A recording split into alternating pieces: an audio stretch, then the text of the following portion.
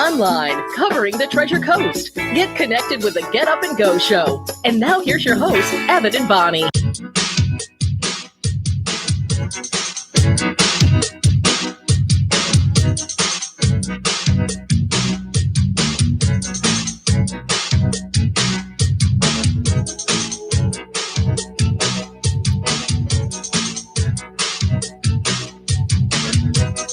.607 on the Get Up and Go show with Evan and Bonnie. Yeah, man. That's right. It's the Tuesday edition. Yeah, man. And we are in full force. I know that's right. And you better believe it. I heard that. Good morning, Bonnie. Good morning to you, Evan, and welcome, Treasure Coast. Thanks for waking up to our Get Up and Go show. That's right.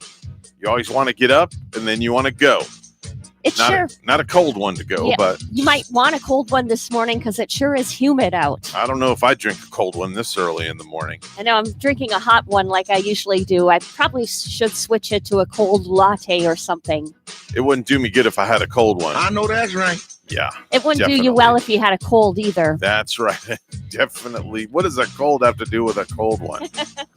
I don't know. I sound a little nasal. I heard that. I know. Every time I get nasal or something in the morning, or if I wake up with my throat feeling a little bit on the sore side or the dry side, I start to get worried about it.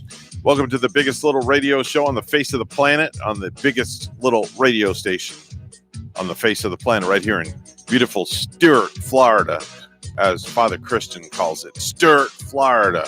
That's what he says. Sheriff William Snyder is going to be joining us in the 8 o'clock hour today, or should I say Father William Snyder. He delivered the message this past Sunday at St. Mary's Episcopal Church, where Father Christian, from a priest and a rabbi, prevails over there. I watched the sermon, and I must say, I'm very proud of Father William Snyder. Was it very riveting, Evan? It was more than riveting. It was a very powerful message. Yeah. Father Snyder had on his white robe and all his regalia. He was looking very good. So it was very interesting. I was surfing around the internet and I stumbled across the video feed from the church. So I figured, let me tune in and see what they're all about. And sure enough, there's the sheriff right there. I bet he gave a very powerful sermon because every time he's on the air here every Tuesday, his words are very powerful. And he's that PR kind of sheriff where he really knows how to reach out to the people. Yeah, well, anytime a sheriff delivers a message, it's riveting because he's like E.F. Hutton. When the sheriff talks, people listen. People will be listening, yeah. Yeah, you remember that commercial, right? I do E.F. remember Hutton. that. When E.F. Hutton speaks, people listen. You know, that just seems like yesterday that commercial was on. Some of those commercials on so long ago, and you know, the ones that are etched in your memory like that. Maybe you'll have that this week on Sloganoff for me, and I'll remember it. I don't know. We'll have to see. I have the questions. I just haven't had a chance to peruse through them as of yet. But I know what I did have a chance to peruse through. I snuck into the Old Man Down the Road's Winnebago camper yesterday at around 6 o'clock when he went for a walk with Edna around the block. And boy, let me tell you, I would not want to live in those conditions. Oh, oof. I bet not. It was bad. Yeah. Did it smell? It was nasty. Did it smell like bug spray? No, it smelled more like, I won't even get into it. It smelled like somebody crawled up in one of the AC vents and died. Like, have they been cooking in there too in that? I don't know. Yeah. But I don't know how they can live in that thing. A 1987 Winnebago with over 300,000 miles. Thank the Lord they pulled out of there at about 9 o'clock last night. I didn't get to bed till very late. Yeah. Because they were making a lot of racket outside last night. So I don't know what the heck they were doing. I heard pots and pans and all sorts of stuff slinging all over the place, and found stuff in my yard. And I was like, man, I'm like, you guys got to get all this crap out of my yard. So I think I offended them possibly.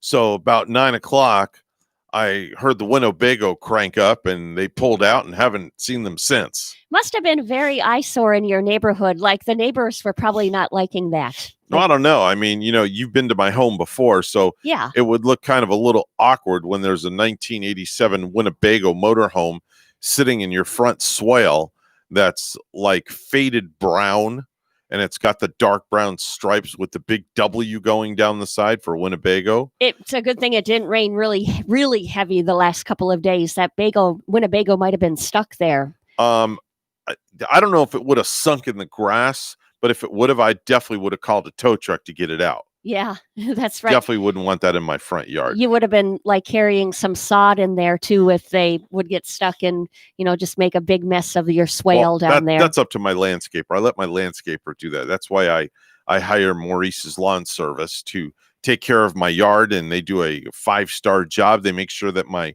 grass is green, my trees are trimmed, and my plants are properly potted and where they need to be. There you go. That's the way we roll. So how was your day yesterday? What'd you do when you get out of here? I just did car shopping all day online. I saw you might have this new red, beautiful car pretty soon. Maybe. I don't want to let the cat out of the bag too much. That's a maybe. And, I'm going to go take a look at it tomorrow. My hopes up are kind of high for it because I've been searching for a lot of cars lately, and I've been doing it a while.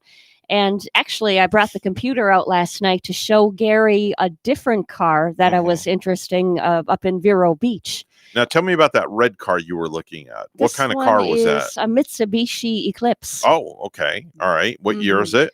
It looks like it's a 2006. Okay. Yeah. Not sure, though.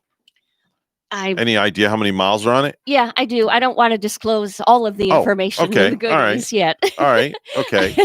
All right. How's the price? Is it moderately priced, or is it too expensive? No. Do you think they're asking too much? No, it's perfect. And, yeah. I just have this inkling that it is perfect. And, I didn't even look it up on Kelley Blue Book yet. Oh, okay. You didn't KBB it. Okay. I have to do it. I've got the VIN number, the information and everything, but. Make sure and do a Carfax check on it. You know what that is? Carfax? Carfax, yeah. You can go online and do that too, right? You'll have to pay a couple of dollars for it. But what Carfax does, it will tell you the history of the vehicle service, if it's been in a car accident.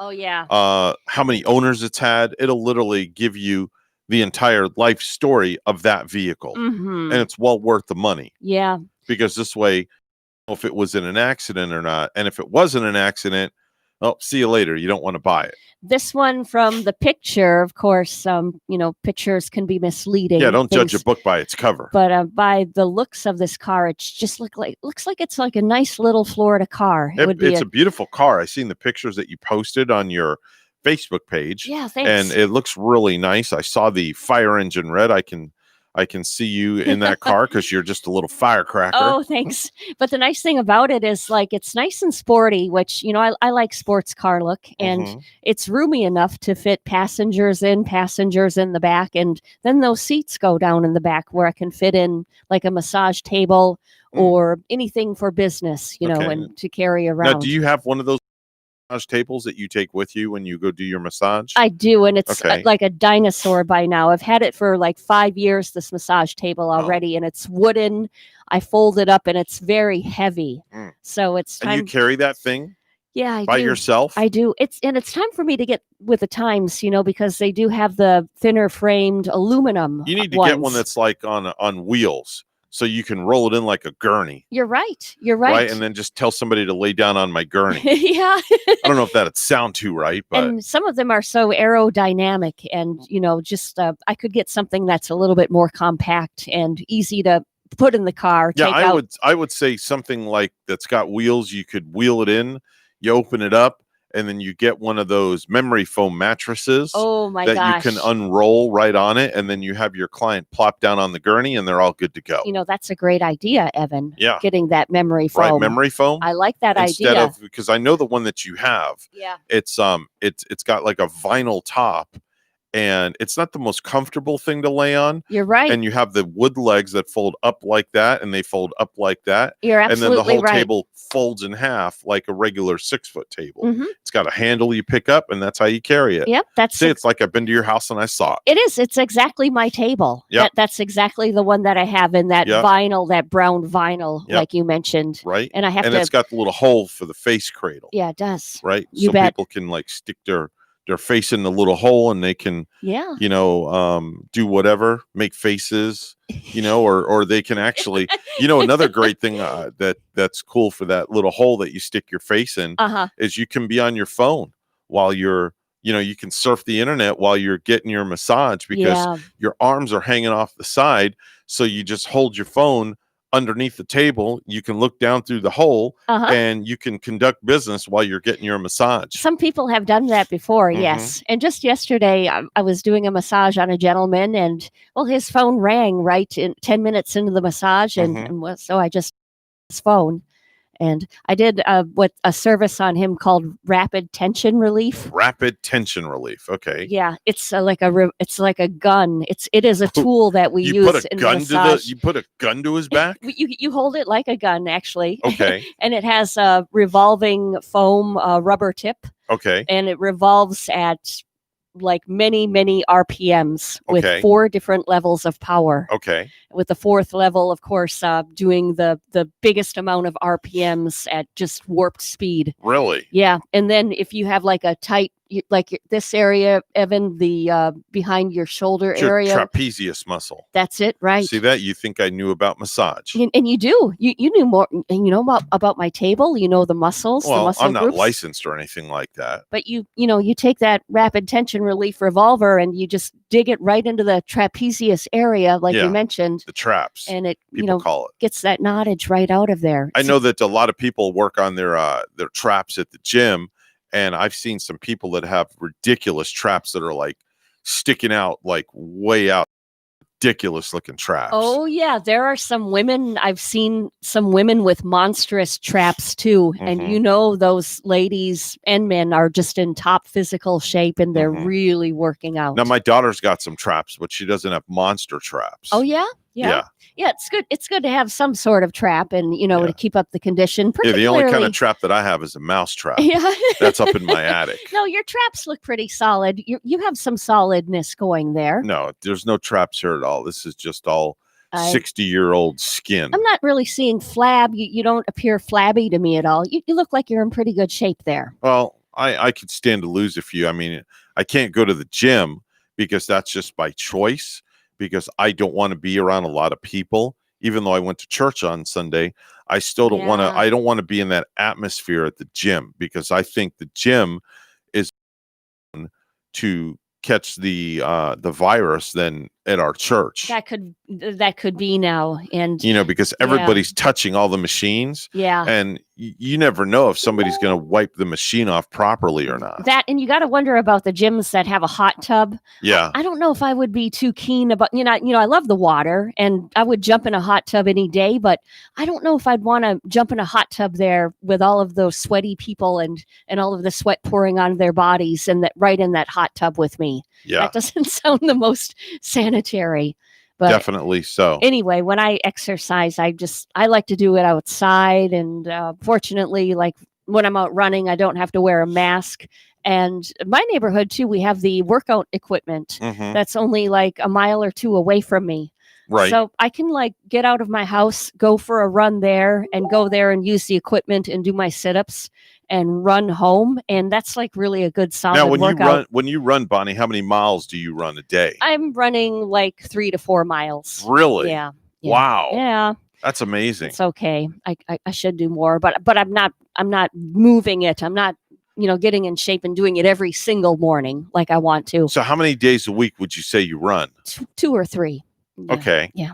And is that before you come? Do you run any of the days before you come into the studio here with me? No, but some of those days I go to the track and I like to go to Sportsman's Park, like on a Okay. Tuesday or Wednesday. Okay. And actually, that's a beautiful park in Port St. Lucie there. Right. They got That's like off the Prima Vista. football field out there, the nice round track. Yep. And It's also by the Boys and Girls Club too. it is, you're right. Yeah. It is. Our friend Mitch Chlorfane would know that. Yeah, definitely. So 6:21, it's news time.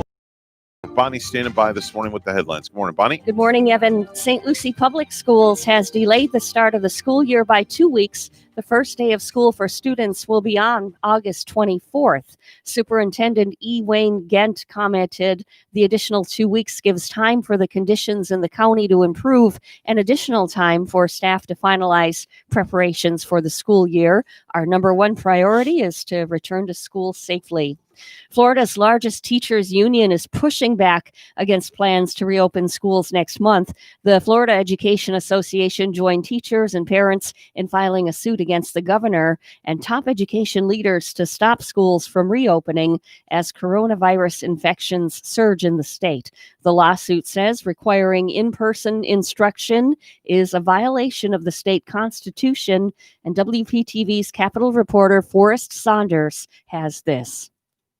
As the first day of school nears closer, parent and North Florida elementary teacher Shay Smith's anxiety spikes with surging cases from a still raging pandemic. Parents and teachers are terrified to go back into the classroom. That fear prompting Smith to become one of the thousands now supporting the Florida Education Association and several teachers in a legal bid to halt Florida's plan to reopen public schools. If there is not a definite need for us to go back, then I think that we should slow down. Richard Corcoran sent out the emergency order July 6. It requires K-12 districts open up brick and mortar schools as an option for families 5 days a week. The commissioner saying it creates flexibility, allowing districts to craft return plans for online or in-person learning. They absolutely should have that option, and it will not come out of the emergency order. The suit filed in a Miami Circuit Court lists, among others, the commissioner and governor as defendants, plaintiffs alleging the order is unconstitutional. We must have a safe school system that is written in the Florida Constitution. Association head Frederick Ingram says the suit also calls for a meaningful online state learning plan with access to computers and internet until cases subside. Also, the districts have PPE, smaller classes, and follow CDC guidance when reopening. No one wants to be back in a classroom and reopen our school buildings more than educators, but we want to do it safely. Florida's governor also weighed in on this issue during a recent press conference, saying that the order simply provides a choice, but also that he doesn't think teachers or students should be required to go back to class if they have health concerns. That's the latest out here at the Capitol. Back to you. Money will still be running out for many unemployed workers in Florida. The federal program that has been offering $600 a week to workers who lost their job is ending July 25th. WPTV's Matt Cesney takes a closer look at what could happen next. It's gonna hurt. Dorothea Moore of Riviera Beach is not looking forward to when that $600 the federal government ends. Out of work in the school bus business since spring. You know, I still have bills that I have to pay. Congress is now beginning work this week on coming up with a new package for the unemployed, like Dorothea, who will only be left to rely on the state's unemployment benefit, capped a week, and is being extended by Uncle Sam past the usual 13 weeks. I don't think any of us can live on $247 a week. Ty Menard has heard it all from the members of his Facebook group offering support for Florida's unemployed. I've heard that they may return with a weekly benefit, but it might be a lower amount, which would be something. It's something, or not to exceed your weekly salary, or doing the weekly amount, but then a bonus when you return back to work. And I think those are all feasible options, but I think doing nothing is the only unacceptable option at this point. Independent financial advisor Dave Wentley admits this will force many into more belt tightening, which makes any help from Congress critical. There's talk on both sides of the aisle of additional stimulus. It's really, can they agree on something quickly enough to get it into the hands of people who need it most? And that includes Dorothea. Anything that Congress or whoever would help will be appreciated. You know, you work 22 years on a job and then boom, the bottom falls out. Even if Congress does move quickly, agreeing and approving a new stimulus package, experts say it could still take weeks after that for the government to get money in the hands of those who need it. In West Palm Beach, Matt Cesney, WPTV, News Channel 5. And the governor is accused of lying to the public about how safe it is to reopen schools. Ron DeSantis was in Orlando yesterday, where he was met by protesters. If you had been infected, then you... DeSantis says reopening schools gives parents the maximum amount of choices to make the best decision they can.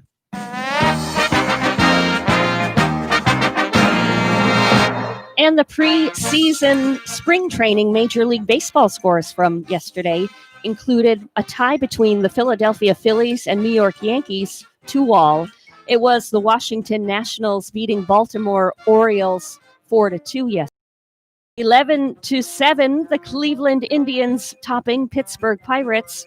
And the Houston Astros beat the Kansas City Royals by a score of 6-3. Chicago White Sox beating Chicago Cubs 5-3. LA Angels over San Diego Padres 1-0. And it was the Arizona Diamondbacks losing hard to the Los Angeles Dodgers 12-1. And 6-2, San Francisco Giants over Oakland Athletics yesterday.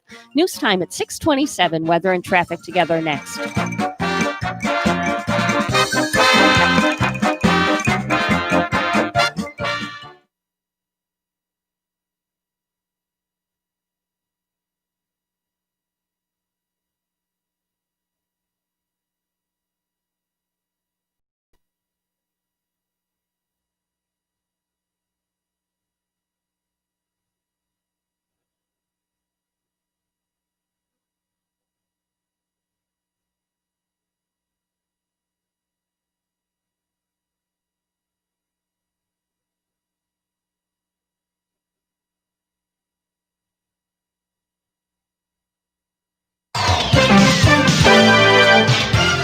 $6:28 the time on the Get Up and Go show with Evan and Bonnie. It's time for traffic and weather together, brought to you by Code Red for Bonnie. Well, Evan, we're not finding any traffic accidents to report right now, this including US 1. Major highways look good north and southbound. There's your latest look at traffic.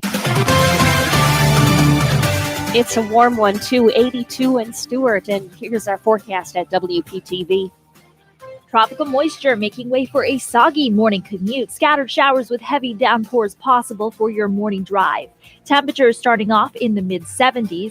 Highs this afternoon in the mid-80s with a mix of sun and clouds and a 50% chance for scattered showers and storms through the evening hours, all moving southeast to northwest. Winds will be breezy out of the southeast up to 10 to 20 miles per hour. Tonight, cloudy with a few passing showers, lows in the mid-70s. Tomorrow, highs in the mid to upper 80s, and another day with on and off rainfall. I'm WPTV First Alert meteorologist Katya Hall on WSTU AM 1450, Martin County's Heritage Station.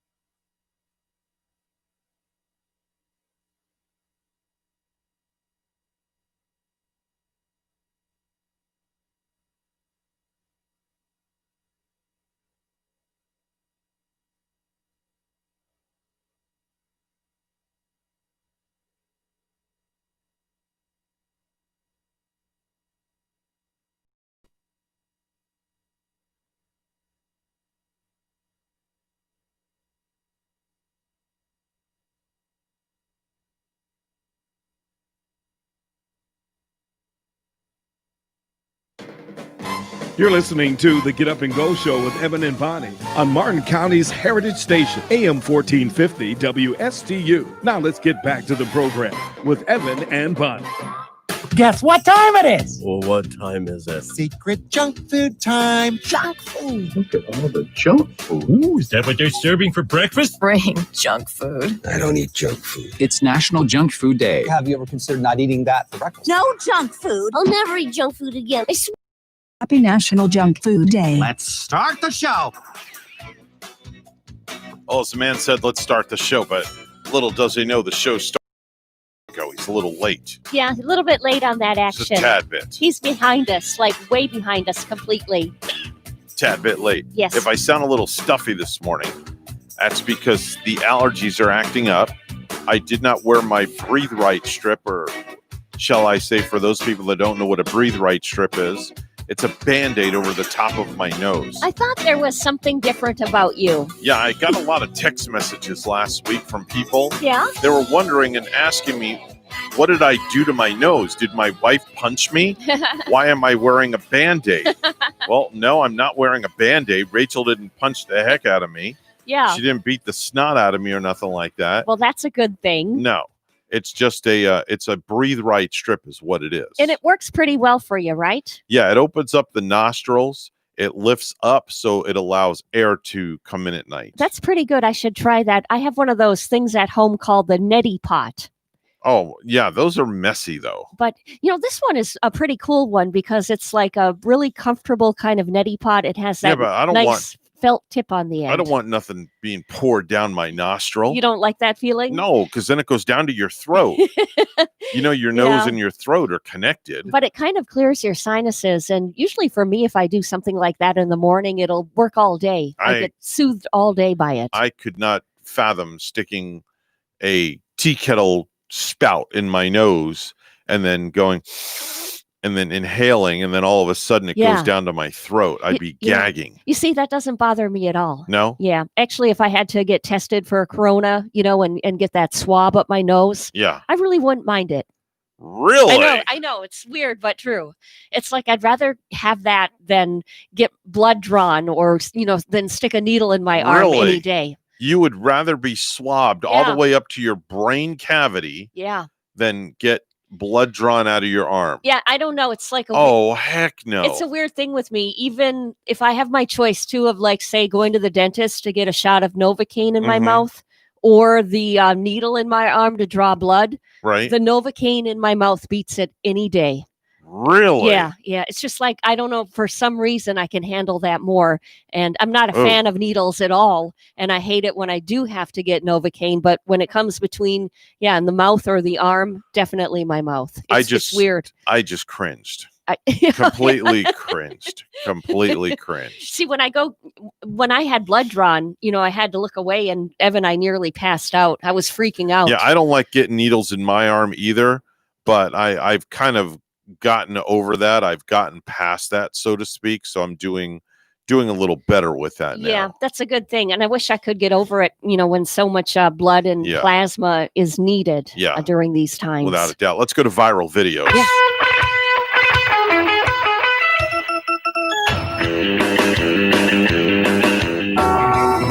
All right, so I think this viral video gets the Stupidity Award of the year.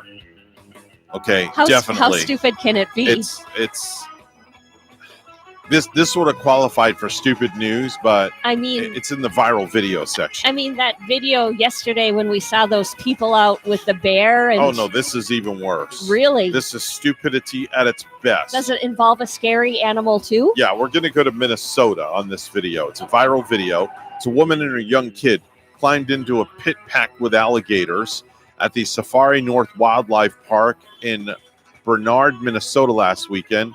And they did it just to get the kid's wallet from the pond. Oh, gee. There's a video online of the woman and her kid walking around the inside of the enclosure with the alligators aware of their presence. The woman is able to distract the gators long enough to reach into the pond where they're swimming to grab the kid's wallet, and then they both just climb right back out. Wow. So he wanted to do it, but she's like she was the bigger and bolder one where she took the chance, right? Well, here's the thing. The video fell into the pit, and the kid climbs in to get it back, And at the end of the clip, the woman chastises her son for disobeying her and going in and getting the wallop, but yet she did it. She did it anyway. Yeah. Wow. So I hope the kid chastised his mom. Yeah. Where's Steve Irwin when you need him, huh? He's dead. I know. You know? Yeah. He's not alive, unfortunately. You would need a good crocodile hunter there to go Yeah. in with that situation. Definitely. Let's there's another viral video out of Minnesota. In Brainerd, Minnesota, a man broke a world record by water skiing on 11-foot stilts. 11 feet worth of stilts. Wow. Previous record was held by someone who skilled and skied on 10-foot stilts. Okay, so let's listen in to the video. Here we go. Dead air. Figures. All right. Complete dead air. But does he actually like start out on the stilts? Here we go. Here he is. There he goes. That's try number 2, and he went in the water. Oh, does he start out on the dock right Yeah, there? he starts out on the dock. On the stilts. Right, here goes number 3. Try number 3. Oh! Okay. Face plants in the water. Okay. Now, here we go. Oh! Again. He's still trying. Gosh, no. Trying again. And oh! Another one. Another failed attempt. Can you, when you're watching this, Evan, can you just feel the bones in your leg breaking? Yeah, I just needed a little more height to get up on the skis. All right, here we go. Oh, again. Another epic fail. Oh. It's like 7. This is time number 7. All right, here's number 7. Here he goes. And oh, falls down again. It looks like his legs were going to spread at that time. And like Here we go. This is right the final time, and he does it this time, Bonnie. All right, here, I'll make it bigger for you. There you go.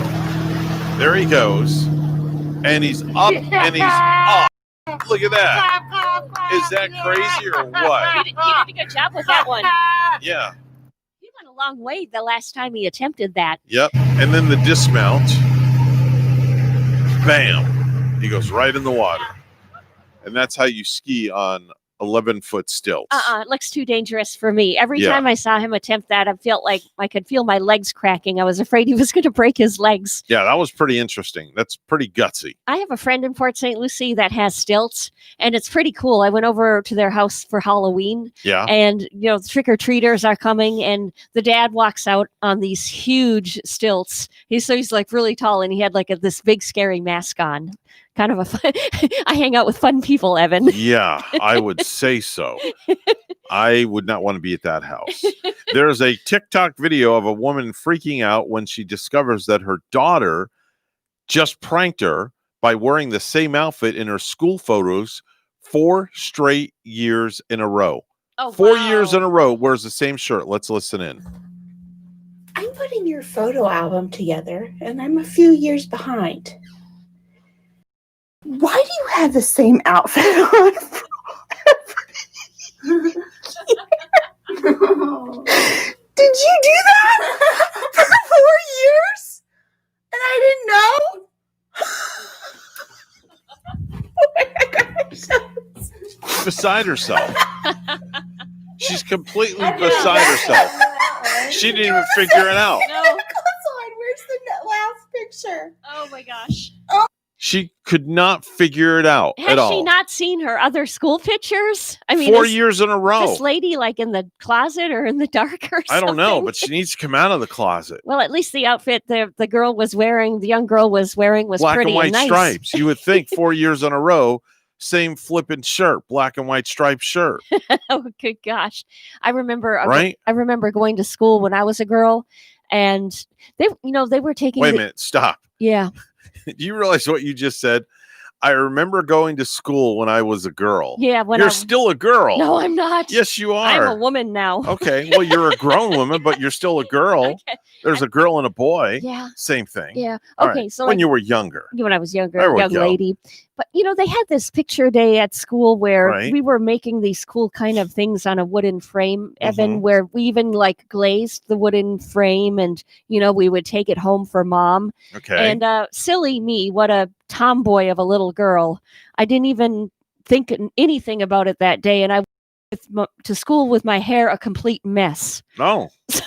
So we're making this really nice glazed picture frame thing for mom, and then I take the picture home and my hair's all messy. Okay. My mom's like, "What? Why didn't you tell me you were getting pictures? You were making this at school. We would have curled your hair that morning." Wow. So my mom was pretty upset with me during that time, Okay. as you can imagine. All right. But I can imagine if I were this mom too, being in her shoes and wondering what's my daughter thinking, going to school every single year and wearing the same outfit for pictures. It just makes it easy. Yeah. Makes it pretty plain and simple, Yeah. I'd say. There's another video out that's making the rounds on social media. Someone posted an iPod unboxing video from 20 years ago. Now, the man says he got his daughter's iPods for Christmas, and in the video, they have no idea what the heck they are. Oh, wow. They look confused and asked if they're speakers or CD players. Then one asks, quote, "Is it like a Walkman?" Oh, wow. Yeah. Let's listen The old in. Sony Walkman. Let's listen. We're opening the box. 20 years ago, Bonnie. Yeah. 20 years ago. Speakers. Is it a speaker? I don't know what it is. That's when the iPod came in this huge, large box. A CD player? Holds over. It's the iPad. Holds iPad. 1,000 songs at near CD quality. Up to 10 hours of continuous playback with rechargeable. She Love does the say music behind she this. likes in this, which doesn't come out till years later either. Dad has no idea. No, yet. Open it up. They're opening up the box. You guys are so technologically challenged. There's Dad. Yep. In the 21st century. Here we are. Poor girl can't even open up the darn box. Somebody better come and help her. She's taking all day with it. Right. I'm even getting annoyed. I really don't know what it is. She has no idea. She's clueless. I don't get it. Do you get it? She doesn't get it. Oh, it's so little. Did you download this? Is it like la musique? She has no So idea. every CD you guys own between the two of you now can go on each one of those. Yeah. Yes. Good gracious. Parents really on the cutting edge right there. Anytime you want, any place you are, it's like a Walkman. I know It's when called I the got. iPod. I know when I got my first iPod. Yeah. I was completely. I was ticked off. Why were you ticked? Completely ticked off. Did somebody buy it and you got the wrong brand or some sort of thing? I didn't know how to use it. Oh, I see. And I it took you hours. This is a long time ago. I didn't know how to work iTunes. I didn't know how Yeah. to get music on it. I had no idea, no concept of how an iPod worked. Yeah. And now, fast forward to today, and now I could tell you everything you want to know about electronics. Hmm.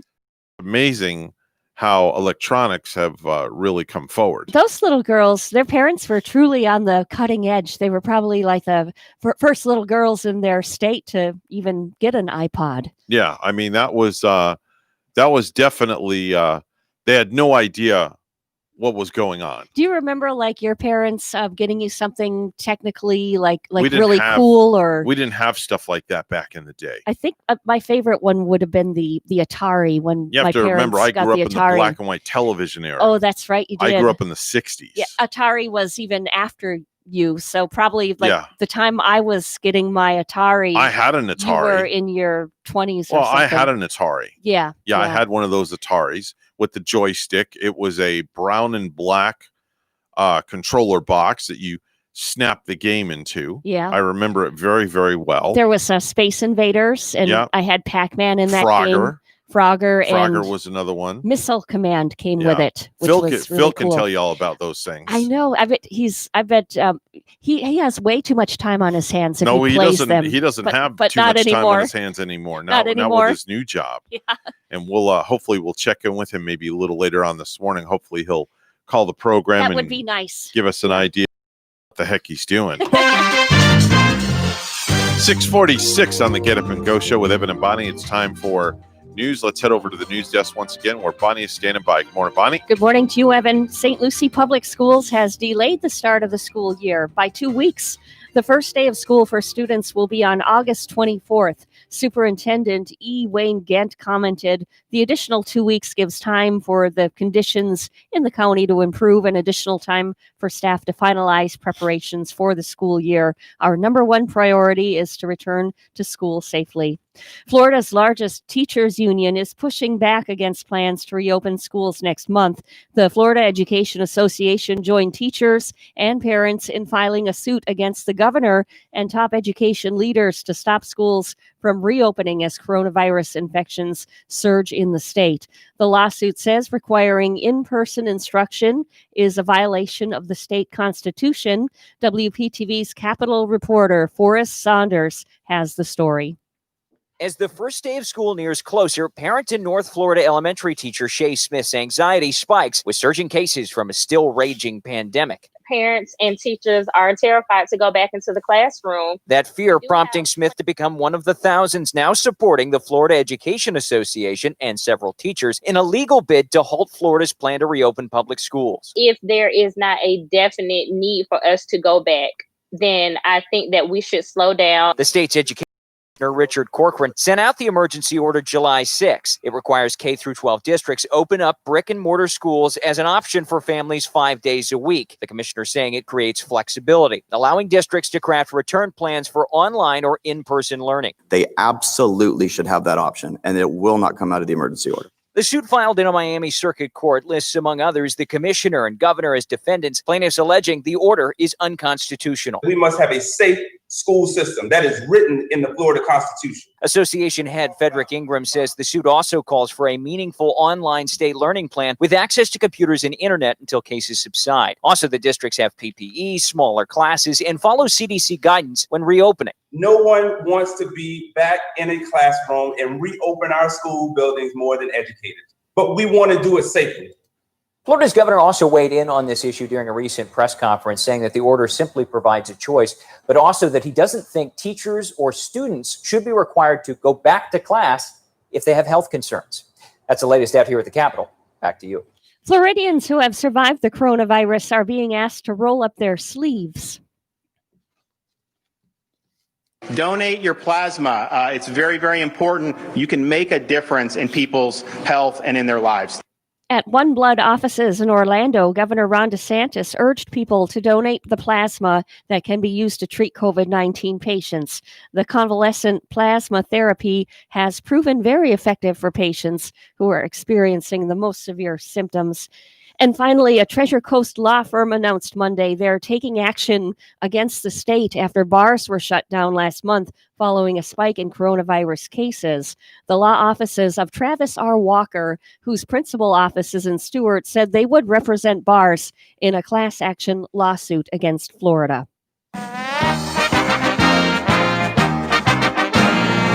The sports card industry is seeing massive growth in popularity, and on Sunday, a LeBron James rookie card was auctioned off for an eye-popping $1.8 million, the highest amount for a sports card of a modern-day player by LeBron James, and includes a piece of cloth from one of his jerseys. Only 23 of those cards were made. Our news time is 6:50. Weather and traffic together coming up.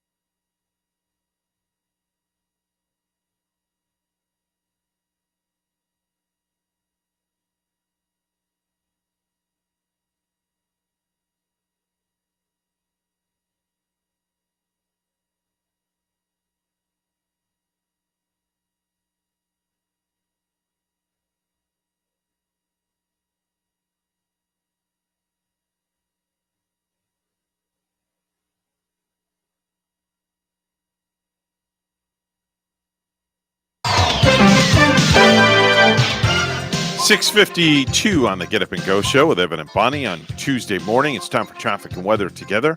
Brought to you by Code Red. We're Bonnie. Not seeing any accidents to report on this Tuesday morning. Our roadways in Stewart, Port St. Lucie, the Palm City area, everything looking clear. There's your latest look at traffic.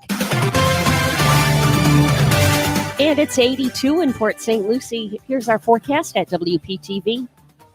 Tropical moisture making way for a soggy morning commute. Scattered showers with heavy downpours possible for your morning drive. Temperatures starting off in the mid-70s. Highs this afternoon in the mid-80s with a mix of sun and clouds and a 50% chance for scattered showers and storms through the evening hours, all moving southeast to northwest. Winds will be breezy out of the southeast up to 10 to 20 miles per hour. Tonight, cloudy with a few passing showers, lows in the mid-70s. Tomorrow, highs in the mid to upper 80s in another day with on and off rainfall. I'm WPTV First Alert Meteorologist Katya Hall on WSTU AM 1450, Martin County's Heritage Station.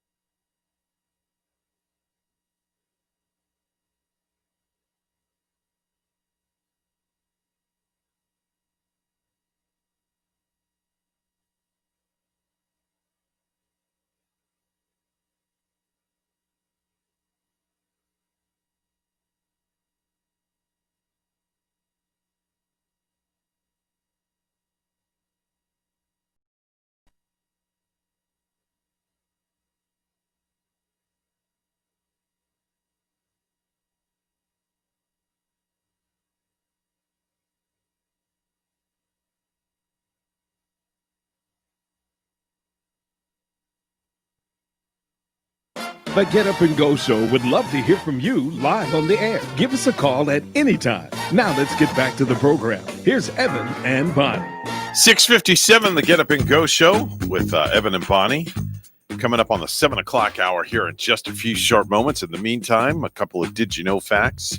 29% of Americans say a lower electric bill is our favorite thing about the month, about the season fall, Bonnie. Yeah, Gary was Yeah. pretty excited about that one last night. He Yeah. said, "What? Can you read that? I don't have my readers on. What does it say?" And he was happy with the number. What does your electric bill usually run? It varies. In the, of course, much higher. Like right around 180 or so. Okay, ours is around 247, 248. Yeah. But then again, I'm on what's called budget billing. Mm-hmm. So it stays the same pretty much year round. Yeah. Did you know over 90% of households have ice cream in their home right now as we're speaking? We don't have any more because Gary just ate up all the ice cream Oh, I thought you the said other day. you ate it. No, I didn't. I stayed away from it. But those buckets of ice cream that Okay. I had gone from when we were first quarantined. Right. That's how long they've been in the freezer. Anyway, All right, very good. They're finally gone. All right, very good. If did you know that if you want to complain about your husband or maybe your job or life in general, you might just want to talk to your pet. Yeah. Just like you talk Yeah. to Big Kitty when Big Kitty calls. Uh-huh. Just talk to your Hansi. That's kind of cool because the pets really are very nice listeners. Yeah. You can see it in their eyes, and when their little ears perk up, they let you know that Yep. they're listening. Did you know, according to experts, single women looking for a happy, secure boyfriend should look for a man who has a sister or sisters. Oh, yeah. And then usually they say the perfect man, too, is the man that treats his mother nice and, Yeah. and his sisters nice. Yep. Right? Yep. Did you also know that 21% of people have taken toilet paper from a restaurant? Have you ever done that? I haven't. I have. Really? Yeah, I stole a roll. Were you like just that desperate? Yeah. Like you were on the ride home and you didn't want to stop at the store, right? So you just took the roll. Took a roll. Yeah. Why not? I can see somebody doing that. Yeah. Did you know that nearly 6 out of 10 workers have caught their bosses job hunting at work?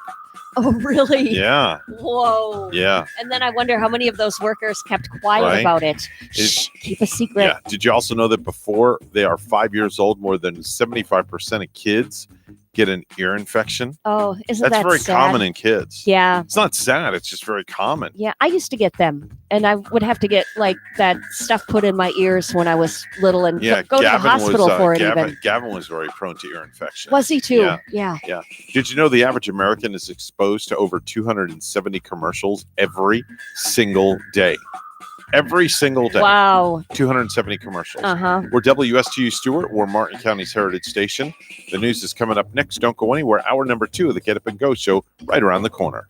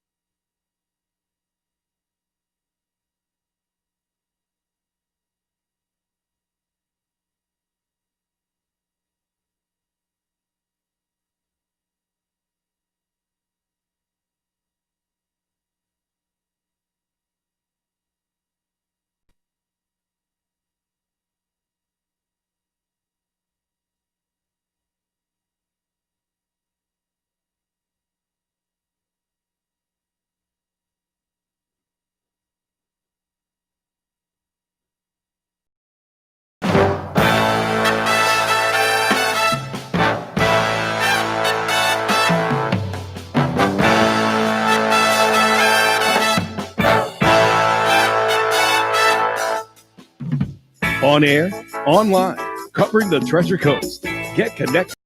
Go Show. And now here's your hosts, Evan and Bonnie.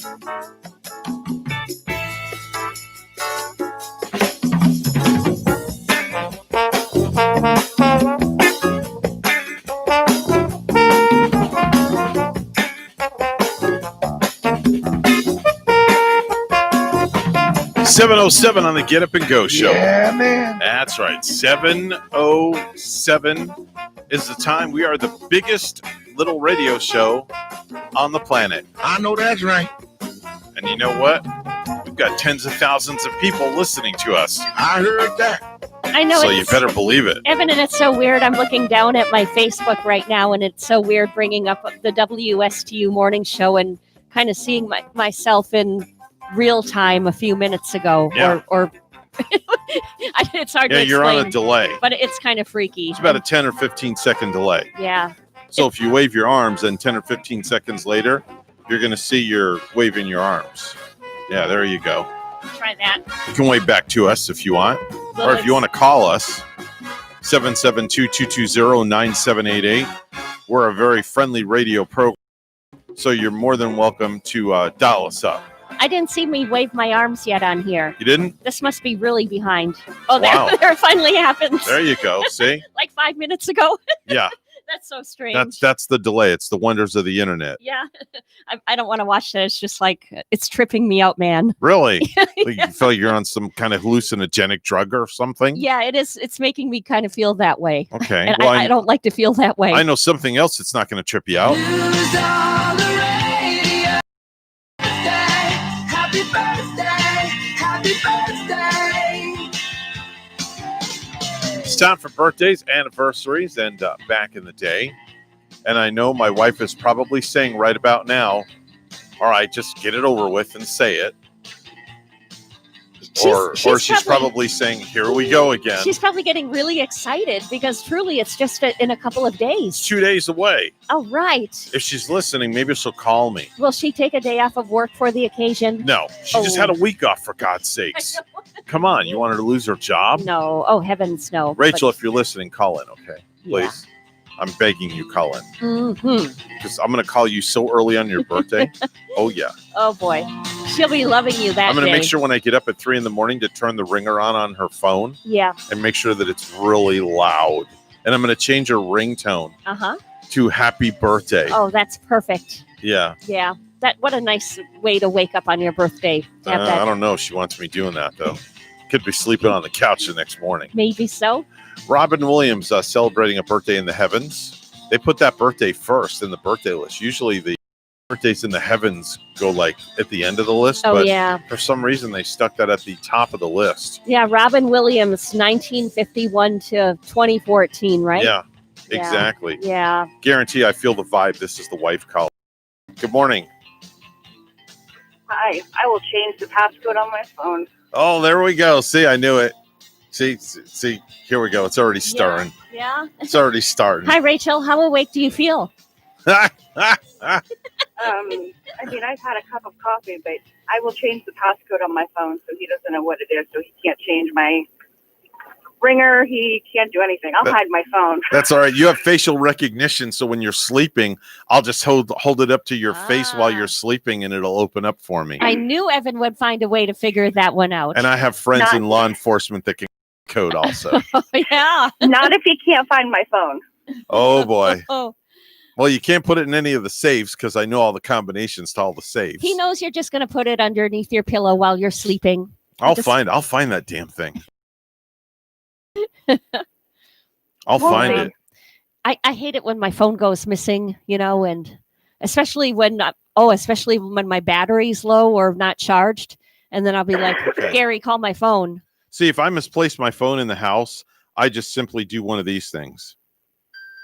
Oh, that's beautiful. And what that does, it sets a tone off on my phone. Nice. And then I can go find the phone. Sweet technology. Rachel and I use that technology all the time. Yeah. Is that one of the bands that she got from the bin deals there? No, this is not a bin deal band. You asked me that the other day. Oh, I did, didn't I? Yeah, this is my New York Mets. Oh, the official I should have known This is my because Mets watch of the band. blue and orange. Blue and orange, Mhm. yes. Those are some nice So colors.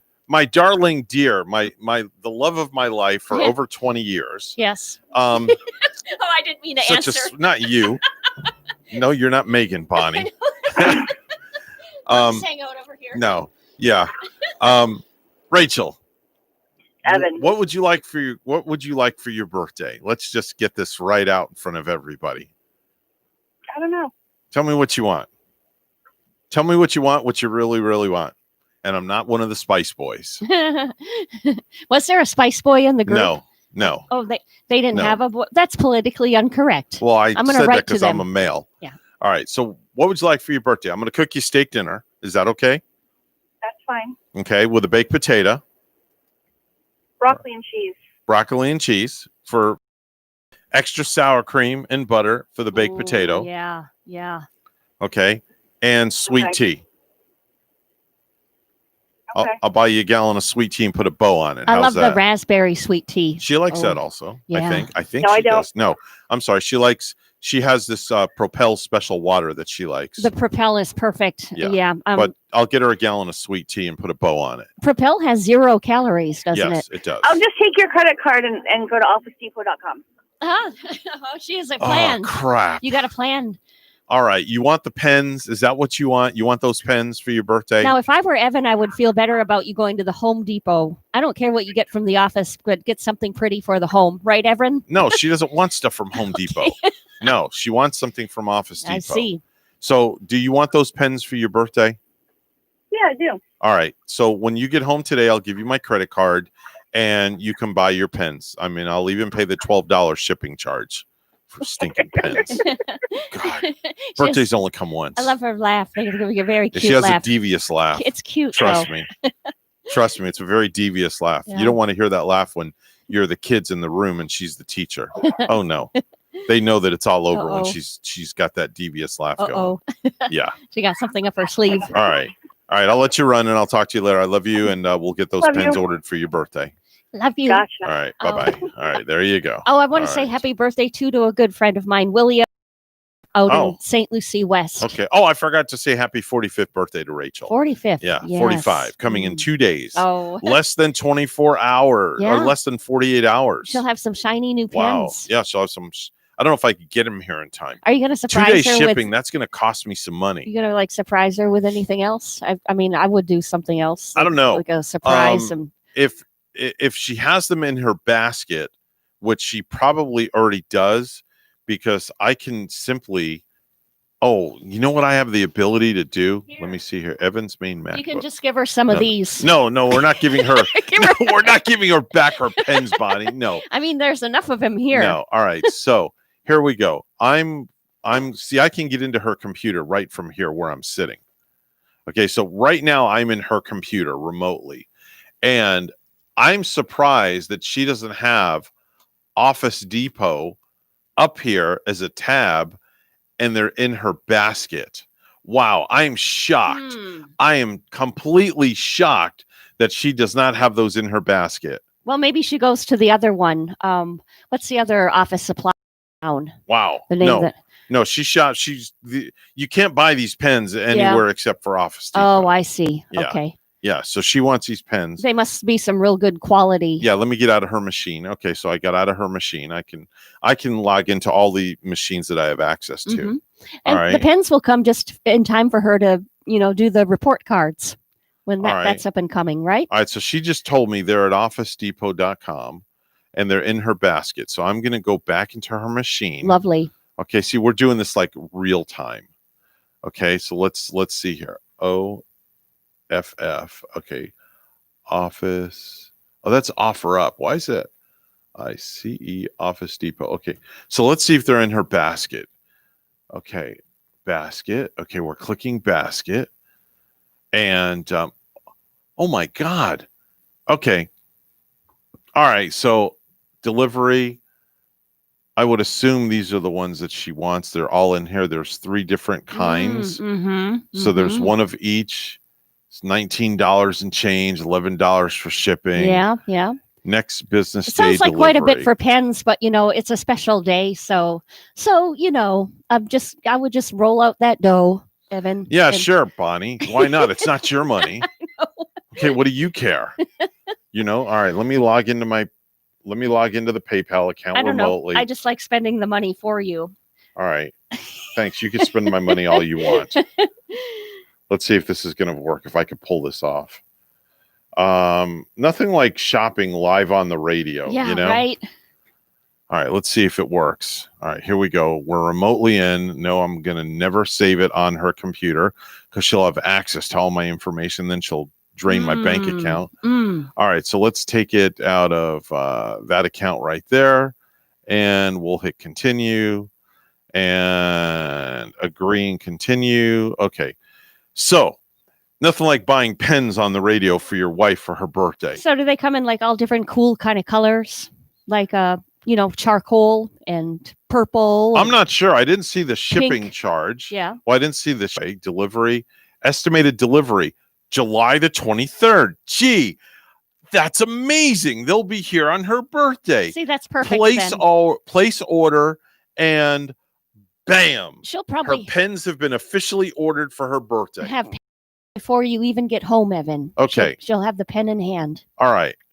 So now her pens have been ordered. Done and over with. Mhm. Okay, there. I just bought her birthday present. She's probably like at home listening with a huge sigh of No, relief she's in the that car. those pens are coming. She's not in the listening car. to us on her car radio. Yeah, she's in the car radio. So now she'll get her pens, for Very her birthday. nice. They'll be here. Very All right, good. and I just got a text.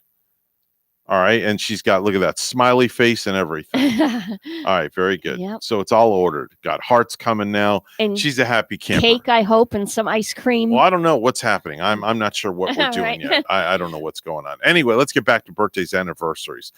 Diane Guerrero is 34 years old today. That's Maritza Ramos on Orange is the New Black. Vanessa Lengs is 35. That's Sugar Moda on Glee.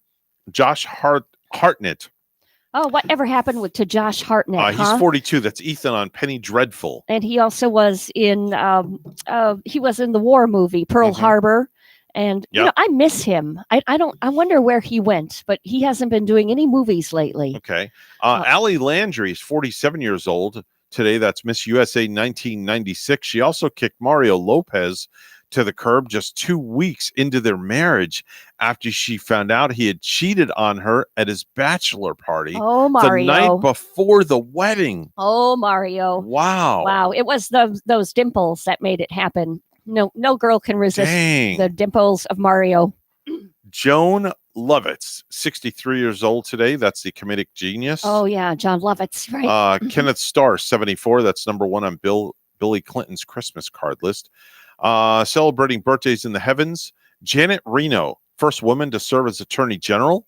Don Knotts, that's Deputy Barney Fife on the Andy Griffith Show. Mm-hmm. How about that one? Mm-hmm. And Don Knotts. Don Knotts. loved Ernest him. Hemingway. Yeah. Ernest Hemingway celebrating a birthday in the heavens as well.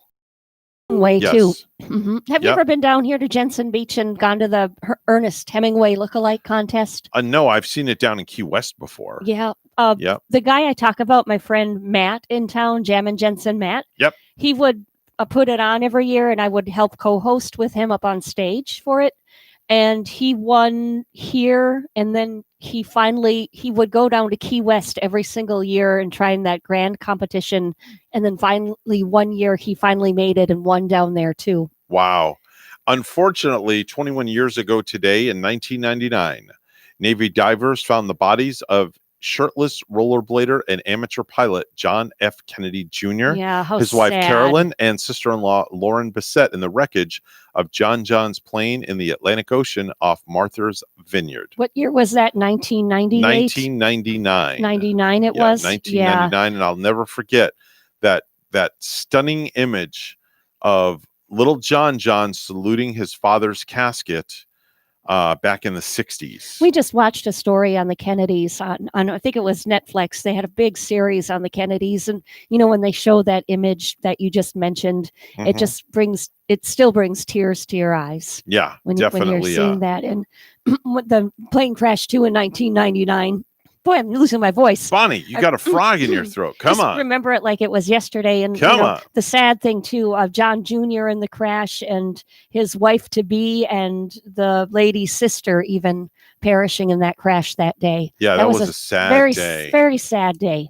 That was a Yes, very, very indeed. sad day, without a Yeah, doubt. summertime in Madison, Wisconsin. That's where I was at the time. I mean, it Oh, was wow. one of those where you just don't forget where you were at either, or where you were sitting. No, it's one of those where were you moments, without a doubt. Those where were you moments, those are pretty some pretty intenseful moments, I will say. Where were you when the lights went out? I remember things like that. Where were you in this? Where were you in that? Yeah. There's certain things in history I definitely remember where I was You said you when didn't. things happened. You said you didn't remember where you were at when Elvis died, though, didn't you? Was that you that mentioned that one time? No. Or Wrong person. it was Must have been another show who host. told me that?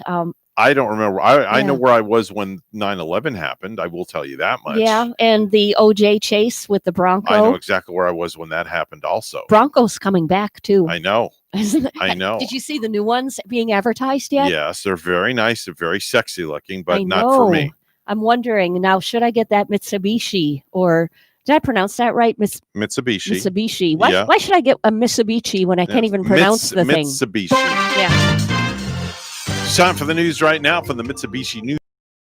Bonnie standing by. Good morning, Bonnie. Good morning to you, Evan. St. Lucie Public Schools has delayed the start of the school year by 2 weeks. The first day of school for students will be on August 24. Superintendent E. Wayne Gent commented, the additional 2 weeks gives time for the conditions in the county to improve and additional time for staff to finalize preparations for the school year. Our number one priority is to return to school safely. Florida's largest teachers union is pushing back against plans to reopen schools next month. The Florida Education Association joined teachers and parents in filing a suit against the governor and top education leaders to stop schools from reopening as coronavirus infections surge in the state. The lawsuit says requiring in-person instruction is a violation of the state constitution, and WPTV's Capitol reporter Forrest Saunders has this. As the first day of school nears closer, parent and North Florida elementary teacher Shay Smith's anxiety spikes with surging cases from a still raging pandemic. Parents and teachers are terrified to go back into the classroom. That fear prompting Smith to become one of the thousands now supporting the Florida Education Association and several teachers in a legal bid to halt Florida's plan to reopen public schools. If there is not a definite need for us to go back, then I think that we should slow down. The state's education sent out the emergency order July 6. It requires K-12 districts open up brick and mortar schools as an option for families 5 days a week. The commissioner saying it creates flexibility, allowing districts to craft return plans for online or in-person learning. They absolutely should have that option, and it will not come out of the emergency order. The suit filed in a Miami Circuit Court lists, among others, the commissioner and governor as defendants, plaintiffs alleging the order is unconstitutional. We must have a safe school system that is written in the Florida Constitution. Association head Frederick Ingram says the suit also calls for a meaningful online state learning plan with access to computers and internet until cases subside. Also, the districts have PPE, smaller classes, and follow CDC guidance when reopening. No one wants to be back in a classroom and reopen our school buildings more than educated, but we want to do it safely. Florida's governor also weighed in on this issue during a recent press conference, saying that the order simply provides a choice, but also that he doesn't think teachers or students should be required to go back to class if they have health concerns. That's the latest out here at the Capitol. Back to you. Area animal advocates say there is new hope for potential criminal charges in a The state attorney's office confirms the case is now being given another review. WPTV's Megan McRoberts has details. The assistant state attorney on the case said in a letter 6 months ago that there just was not enough evidence to pursue criminal charges against Boo's owner. But tonight, the state attorney's office confirming for me that the case is back under review. Fort Pierce police body camera footage from December shows the moment investigators first met Boo, a dog infested with ants and fleas, emaciated, and stuck wearing a heavy chain collar that had embedded into his neck, causing a horrible infection. How long has it been down? About 2 days now. Boo was taken away by animal control and was so sick he had to be euthanized. The owner told police Boo had been missing, but was returned to him 6 days prior to someone calling 911. During that time, the owner did not take the dog to a vet or call anyone for help. If you're failing to act knowingly, then you intentionally did something wrong. Deb Dorino, a statewide animal advocate, among those shocked the owner wasn't charged with any crime. She saw Boo's story shared on Facebook. And it was just the sweetest face and I thought, how could anybody be so cruel to an animal and not get punished for it? Dorino is no stranger to animal cruelty. She led the drive to pass Ponce's Law in Florida, a law named after a puppy beaten to 2017.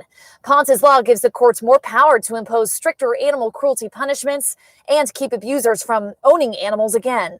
Booze is one of them where justice was not served when it should have been. But now she's using her voice to share Boo's story, one she feels could have been prosecuted under Ponce's Law. Since Ponce's Law, I see a lot of cases getting prosecuted the way they should be. She's also reached out to the state attorney's office and is celebrating their decision to give the case a second look.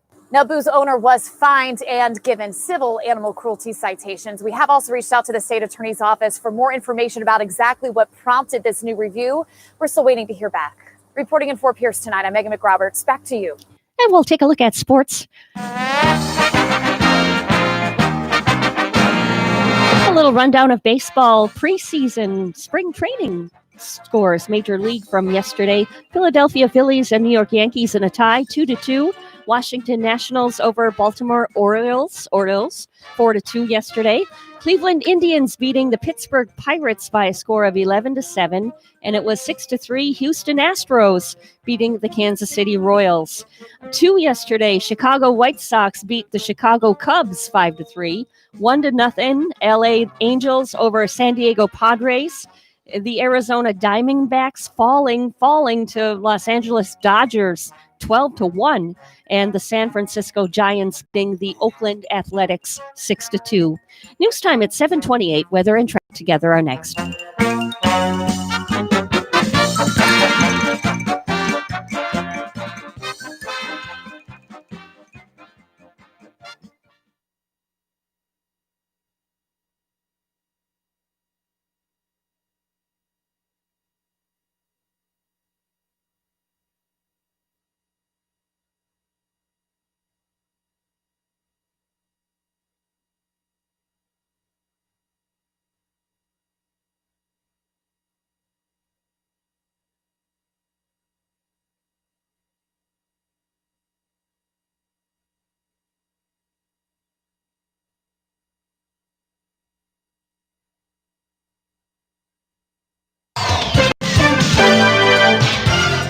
$7:29 the time, the Get Up and Go show with Evan and Bonnie. It's time for traffic and weather together. It's all brought to you by Code Red Roofers. Bonnie? You know, just another really quiet morning on our roadways. Martin County and St. Lucie County. If you're heading out the door, you got to get there by 8. You probably would arrive on time. We don't see any slowdowns. There's your latest look at traffic. It's 83 in Stewart. Here's our forecast at WPTV. Tropical moisture making way for a soggy morning commute. Scattered showers with heavy downpours possible for your morning drive. Temperatures starting off in the mid-70s. Highs this afternoon in the mid-80s with a mix of sun and clouds and a 50% chance for scattered showers and storms through the evening hours. All moving southeast to northwest. Winds will be breezy out of the southeast up to 10 to 20 miles per hour. Tonight, cloudy with a few passing showers, lows in the mid-70s. Tomorrow, highs in the mid to upper 80s in another day with on and off rainfall. I'm WPTV First Alert Meteorologist Katya Hall on WSTU AM 1450, Martin County's Heritage Station.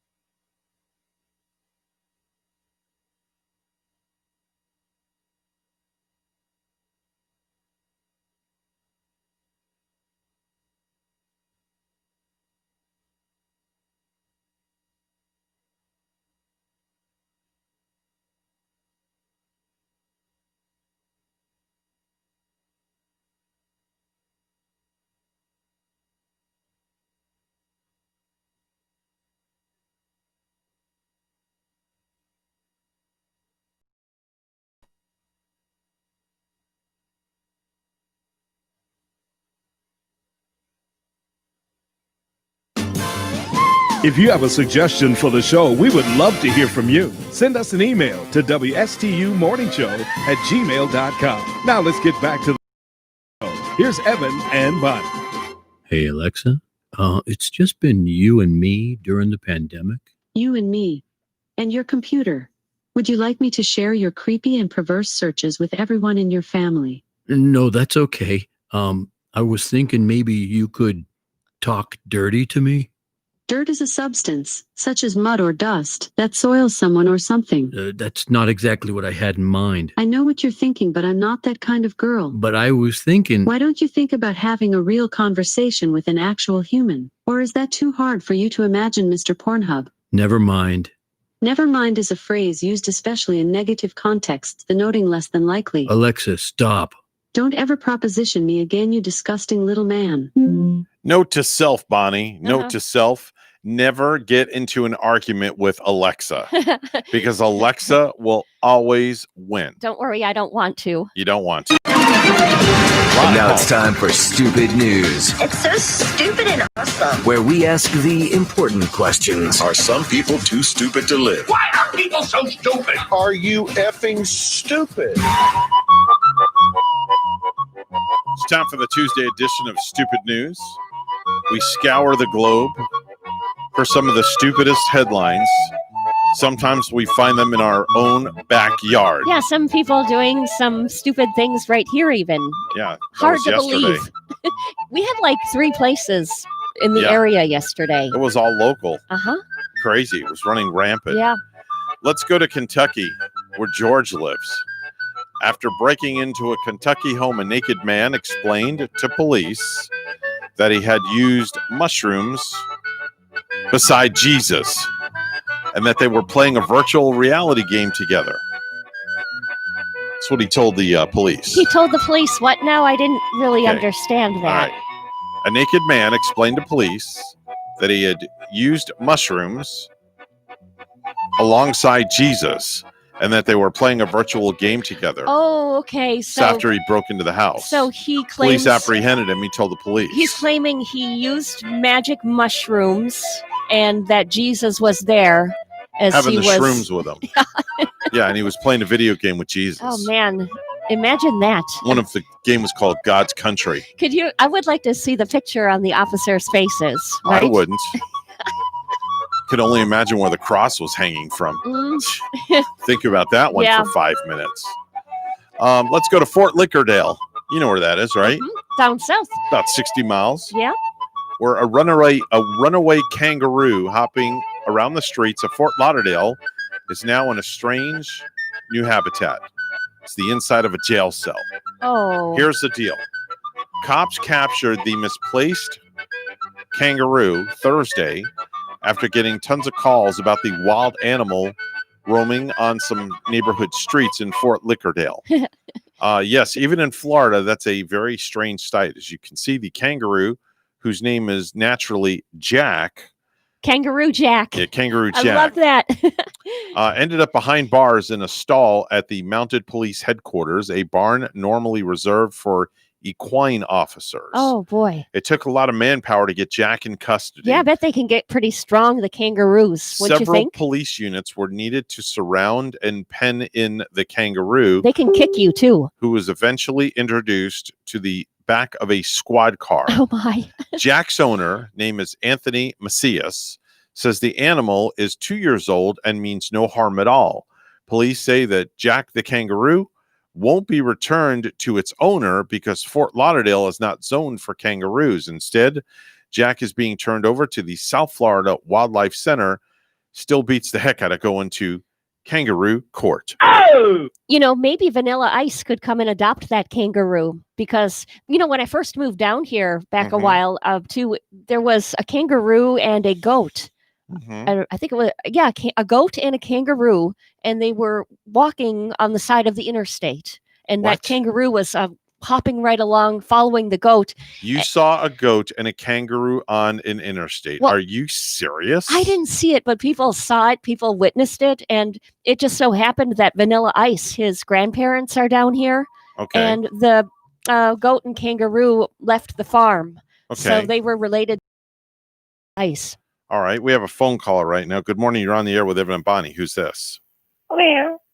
Oh, no. Oh, no. This can't be. Big Kitty.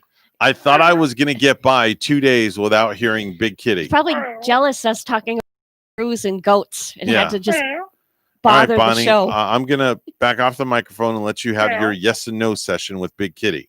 Did you get jealous of us talking about the kangaroo, Big Kitty? Yeah. Okay. Yeah. So Okay. you just had to call and bother our show because you just can't handle it, right? And talking about kangaroos and goats. Yes? No? Yes. That's a yes. Yeah. Okay. All right. Okay, Big Kitty, go back to your thing. You can go and party on. Bonnie's dumping you. Which reminds me, I got to get some party mix for my cats before I get home. Okay. I think Big Kitty wants some. I know. I wish I could give Big Kitty some. Oh Yeah. boy. Yeah. We'll have to drive in the back of Cumberland and look for Big Kitty today. Yeah. Fredo's back there. Is it Fredo or no? Bentley. That's Oh, right. Gosh. Good Yeah. gosh. Yeah. Bentley's Yeah. back there getting ready for his date. Bentley's back there. We're gonna have to find out if Bentley is going to be going on that date or not. I know. Yeah, man. That's right. Yeah. Yeah. Every now and then Fredo chimes in, you know. I know. Don't know how that happens. Fredo's probably jealous of Bentley. Bentrey. Yeah, man. Jeez. All right. We have another call, so we have to get the other line. So I'm going to let you go. Bye, Big Kitty. All right. Big Kitty's gone. All right. Let's go to this. Let's go to this phone call and see who this is. Good morning. You're on the air with Evan and Bonnie. Who's this? Oh God. What is going on? Wow. Wow. Oh boy. Oh. We have animals calling the show. No. The heck is going on? Speaking of animals, we were listening to that song by Maroon 5 and Yeah. that one that's called Animals on our way to the beach. It was a lot of fun. Wow. Jaden's in the back seat singing, and like animal. All right. So Bonnie, Animal. I want you to pretend that you're Dr. Doolittle and talk to the animals here Oh, for a I minute. don't know. So you have a cow, you have a chicken, Yeah. and I have no idea what else is on the line right now. I don't know. Folks, by the way, this is real radio, folks. We are not making this stuff up. People call the show, and animals are calling the show. I don't know why. Yeah. These are not my friends. These are not characters. Oh, What the heck is that? Makes me want to go out to the pond right What now. was that? That was a little duck. That was a duck? Yeah. You should have seen. I saw the biggest duck, or it was like the biggest white duck in Palm City Okay. that I've ever seen. Well, do you want to ask the duck a And question? there were these like little brown ducks hanging around it. No, All I right. don't have any You questions. have no for it. questions? What about for the rooster? No, I don't. Okay. What about the cow? Cock-a-doodle doo. I know.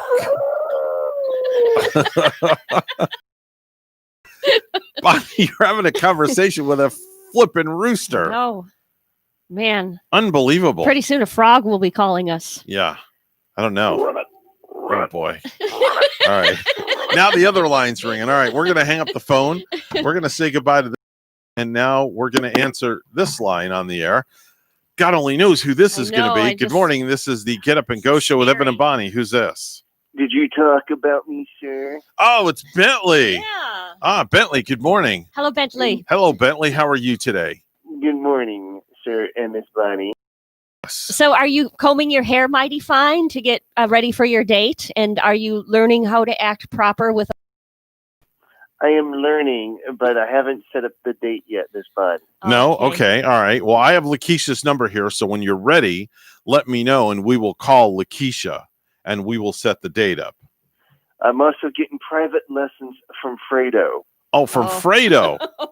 Yeah. Wow. We just had a listener. In fact, Frank the Tank just called and said, you guys quack me up. Okay. Hey-o. Okay.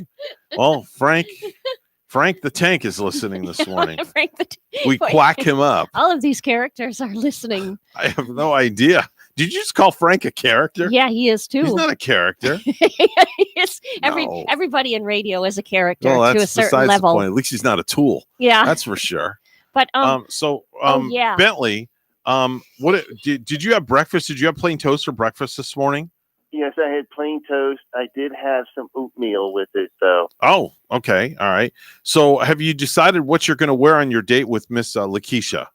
Not yet. I figured I'll get what I need to do first to talk to a lady, then work on my appearance. Okay. All right. So I think there's a book out there. It's called Dating for Dummies 101.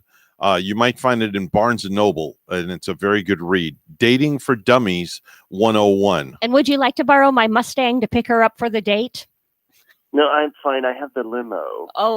He's Oh, the yes. limo. He's Oh. borrowing the limo from one of his Fredo other said planes. he would drive it for us, too. Oh, really? Oh, yeah. Wait a minute. Let me ask Fredo that question. So, Fredo, you said that you're going to drive the limo? Yeah, man. Okay, well, there you go. Did you teach Bentley how to open the door properly for a lady? Yeah, man. Uh-huh. Wow. See, there you go. Well, at least he's training them with the right things. Maybe they're on a right note. Okay. I don't know. Just do me a favor, okay? The last thing that I need is Miss Lakeisha saying this to you. You my baby's daddy. I definitely don't want that to happen, okay?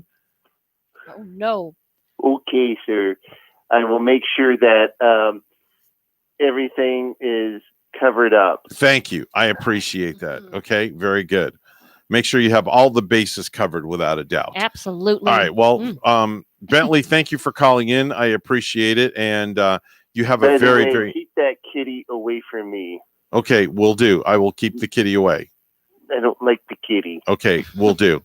Will do. All right. Have a good day. And say good night, Bentley. Good night, Bentley, ma'am, and sir. All right. Oh. Well, there you go. He's so proper all the time. He isn't is. I mean, he does know etiquette. Not a rude word out of his mouth. No, You'll not at never, all. Never hear him There's be not rude. there's not a mean bone in that man's body. There is. No, I have one more story. Yeah. A woman has been labeled as Walmart Wanda.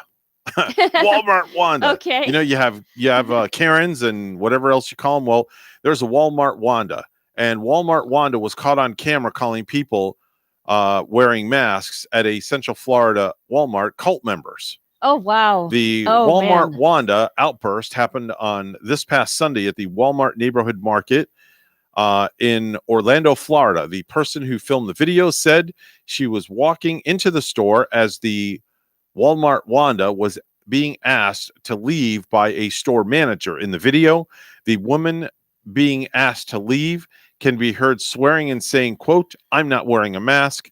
Seminole County officials have enacted a mask mandate that requires people to wear masks while in public to slow the spread of coronavirus. So obviously, Walmart Wanda did not want to comply. I guess not. Evan, I got a little stupid news for you too. Go for it. Someone asked bosses to name the craziest reasons they've rejected someone for a job. So, I have that list here, actually. Do you have it? Yeah, it's all right here in front of me. There's 8 of them. Yeah, like say during her interview, a woman asked how many of the male employees were single. So she didn't get the job that day. Okay. A guy applying for a restaurant job showed up with no shirt or shoes on. Very interesting. So he didn't get the job. Okay. One guy's cover letter was just a blank page with the words cover letter on it. Okay. And a woman asked, "Does this place have a policy on drugs? Because I like to have fun on the weekends." Therefore, Very interesting. she did not get the job. And a woman who wanted to be a police dispatcher had an outstanding warrant. So instead of a job, she got arrested. Really? Things didn't work out very well for her. So some more stupid people in the news. Wow. Trying to get employed. That's crazy. Yeah.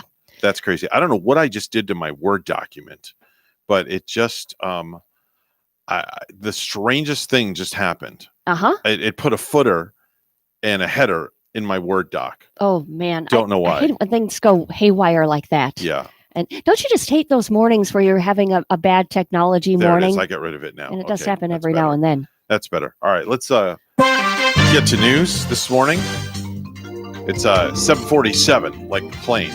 And Bonnie's standing by at the news desk. Good morning, Bonnie. Coming out of the sky by CR, Yeah, right? there you go. And St. Lucie Public Schools has delayed the start of the school year by 2 weeks The first day of school for students will be on August 24. Superintendent E. Wayne Gant commented, the additional 2 weeks gives time for the conditions in the county to improve and additional time for staff to finalize preparations for the school year. Our number one priority is to return to school safely. Money will soon be running out for many unemployed workers in Florida. The federal program that has been offering $600 a week to workers who lost their job is ending July 25. WPTV's Matt Cessny takes a closer look at what could happen next. It's going to hurt. Dorothea Moore of Riviera Beach is not looking forward to when that $600 a week from the federal government ends. Out of work in the school bus business since spring. You know, I still have bills that I have to pay. Congress is now beginning work this week on coming up with a new package for unemployed like Dorothea, who will only be left to rely on the state's unemployment benefit, capped at $275 a week, and is being extended by Uncle Sam past the usual 13 weeks. I don't think any of us can live on $247 a week. Ty Menard has heard it all from the members of his Facebook group offering support for Florida's unemployed. I've heard that they may return with a weekly benefit, but it might be a lower amount, which would be something. It's something, or not to exceed your weekly salary, or doing the weekly amount, but then a bonus when you return back to work. And I think those are all feasible options, but I think doing nothing is the only unacceptable option at this point. Independent financial advisor Dave Wentley admits this will force many into more belt tightening, which makes any help from Congress critical. There's talk on both sides of the aisle of additional stimulus. It's really, can they agree on something quickly enough to get it into the hands of people who need it most? And that includes Dorothea. Anything that Congress or whoever would help would be appreciated. You know, you work 22 years on a job and then boom, the bottom falls out. Even if Congress does move quickly, agreeing and approving a new stimulus package, experts say it could still take weeks after that for the government to get money in the hands of those who need it.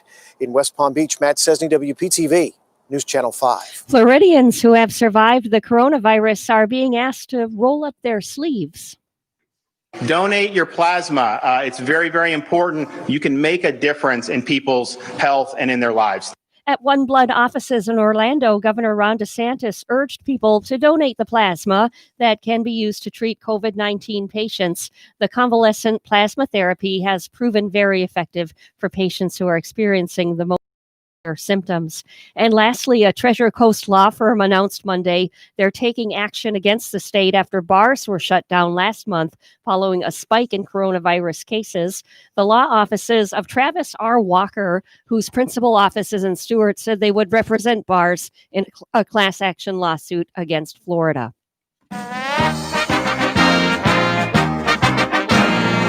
And there's good news coming out of the NBA's Orlando bubble. According to reports, there have been 0 positive tests for coronavirus out of 346 since the latest round of tests on July 13th. So teams and players have been working together to follow protocols as they get ready to resume action at the end of this month. News time 7:51. Weather and traffic together are next.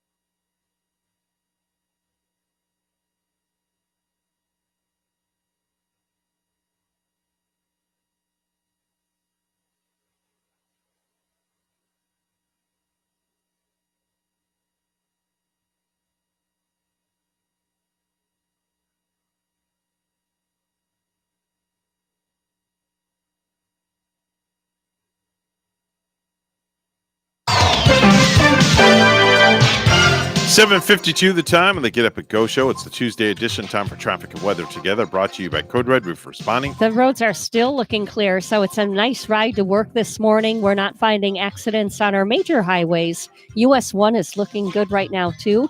There's your latest look at traffic. And it's a partly cloudy sky in Stewart, 82. Here's our forecast at WPTV. Tropical moisture making way for a soggy morning commute. Scattered showers with heavy downpours possible for your morning drive. Temperatures starting off in the mid-70s. Highs this afternoon in the mid-80s with a mix of sun and clouds and a 50% chance for scattered showers and storms through the evening hours, all moving southeast to northwest. Winds will be breezy out of the southeast up to 10 to 20 miles per hour. Tonight, cloudy with a few passing showers, lows in the mid-70s. Tomorrow, highs in the mid to upper 80s, and another day with on and off rainfall. I'm WPTV First Alert Meteorologist Katya Hall on WSTU AM 1450, Martin County's Heritage Station.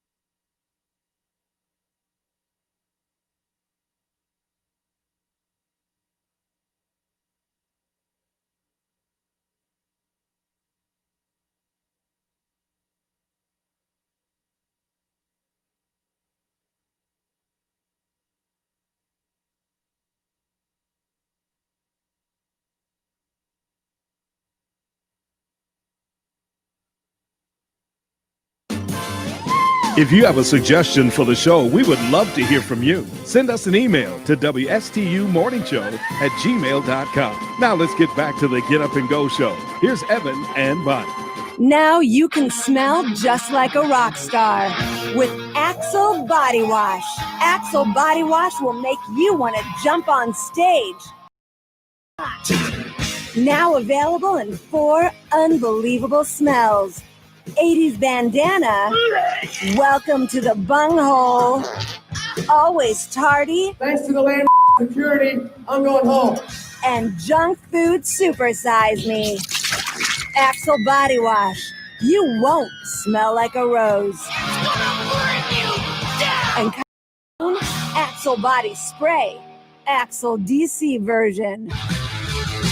Yeah, rock and roll, right, Bonnie? And you'll have to use a little patience Yeah. for that one, waiting and anticipating. Coming up in the 8 o'clock hour, we're about 10 minutes away. Sheriff William Snyder, or should I say Father William Snyder, is going to be joining us on the program. Oh. Maybe he can give us a little message also. I know. For our listeners out there. It's going to be good. I really enjoyed listening to him preach at St. Mary's Episcopalian Church. He's pretty amazing, isn't he? Yeah, it was really good. It was really good. We're WSTU Stewart. We're Martin County's Heritage Station. The news is coming up next. And then, of course, we're going to be talking with the sheriff of Martin County. We have a lot of things to ask him. Need to catch up on a lot of stuff. And even something that actually involved me that we'll talk about as well. So we'll be back right here at WSTU Stewart.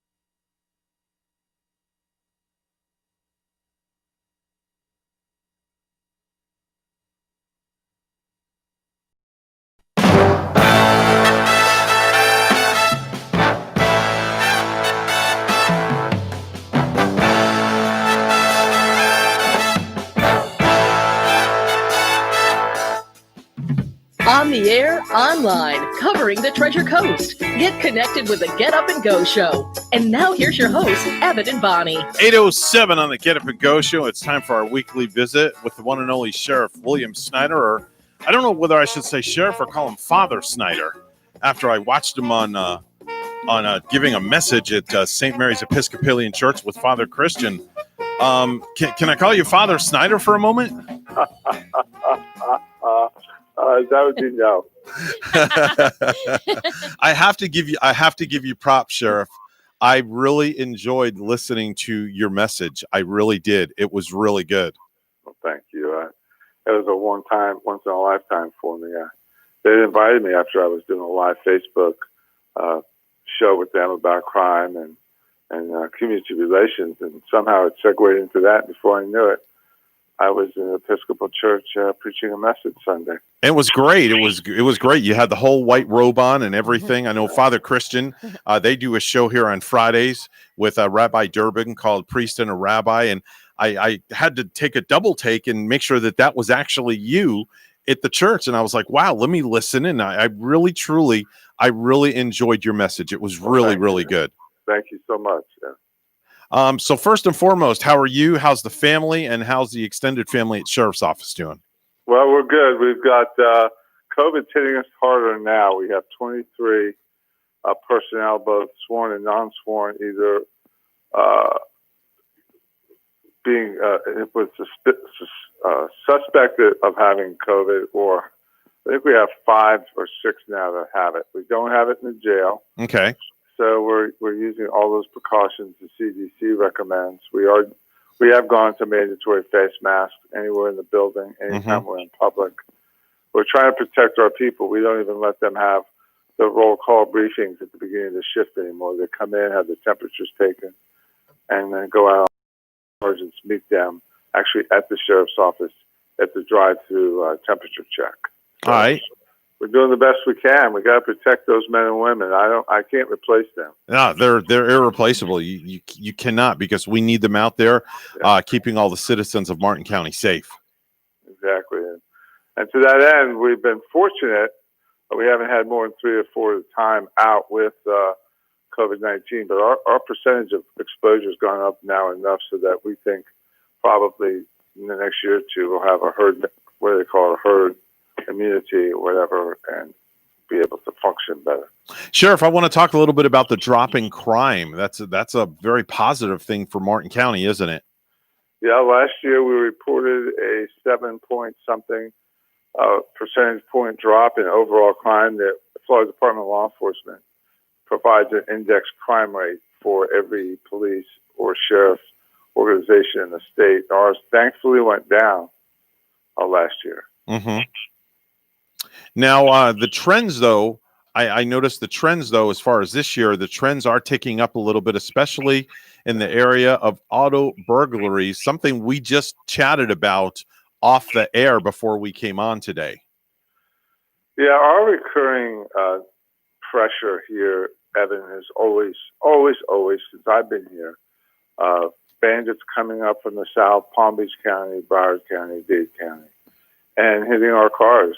We had a incident last week, actually ended up in your front yard. They were coming down in a stolen vehicle, stole 2 more.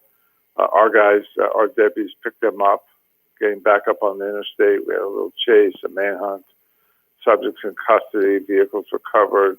One of the stolen vehicles was abandoned in your front yard. So you know firsthand, and this is daily for us. That you saw it. I'm sure it was very startling to see law enforcement. Well, you know what's even more startling, Sheriff, is I didn't realize the truck was on the side of my house. Yeah. Okay. Because at 3:30 in the morning, I get a knock on my front door, and there's 2 police officers at my door. When I say, who is it? And they're saying, police department, can we speak with you for a minute? And as a parent of a police officer, you think the worst right off the bat, and you have no idea what's going on. Sure. Yeah. Well, made more of those knocks on doors over the last 40 years than I can remember. I am sure you have, but boy, thank the Lord, nothing was wrong with my daughter. And then I walked the side of the house, and there's this big old white jacked up pickup truck in my yard that was left abandoned. Yeah, and that's it. That's not. It's nightly for us. They're coming off the interstate. They either come in off the turnpike. They'll drop in off of.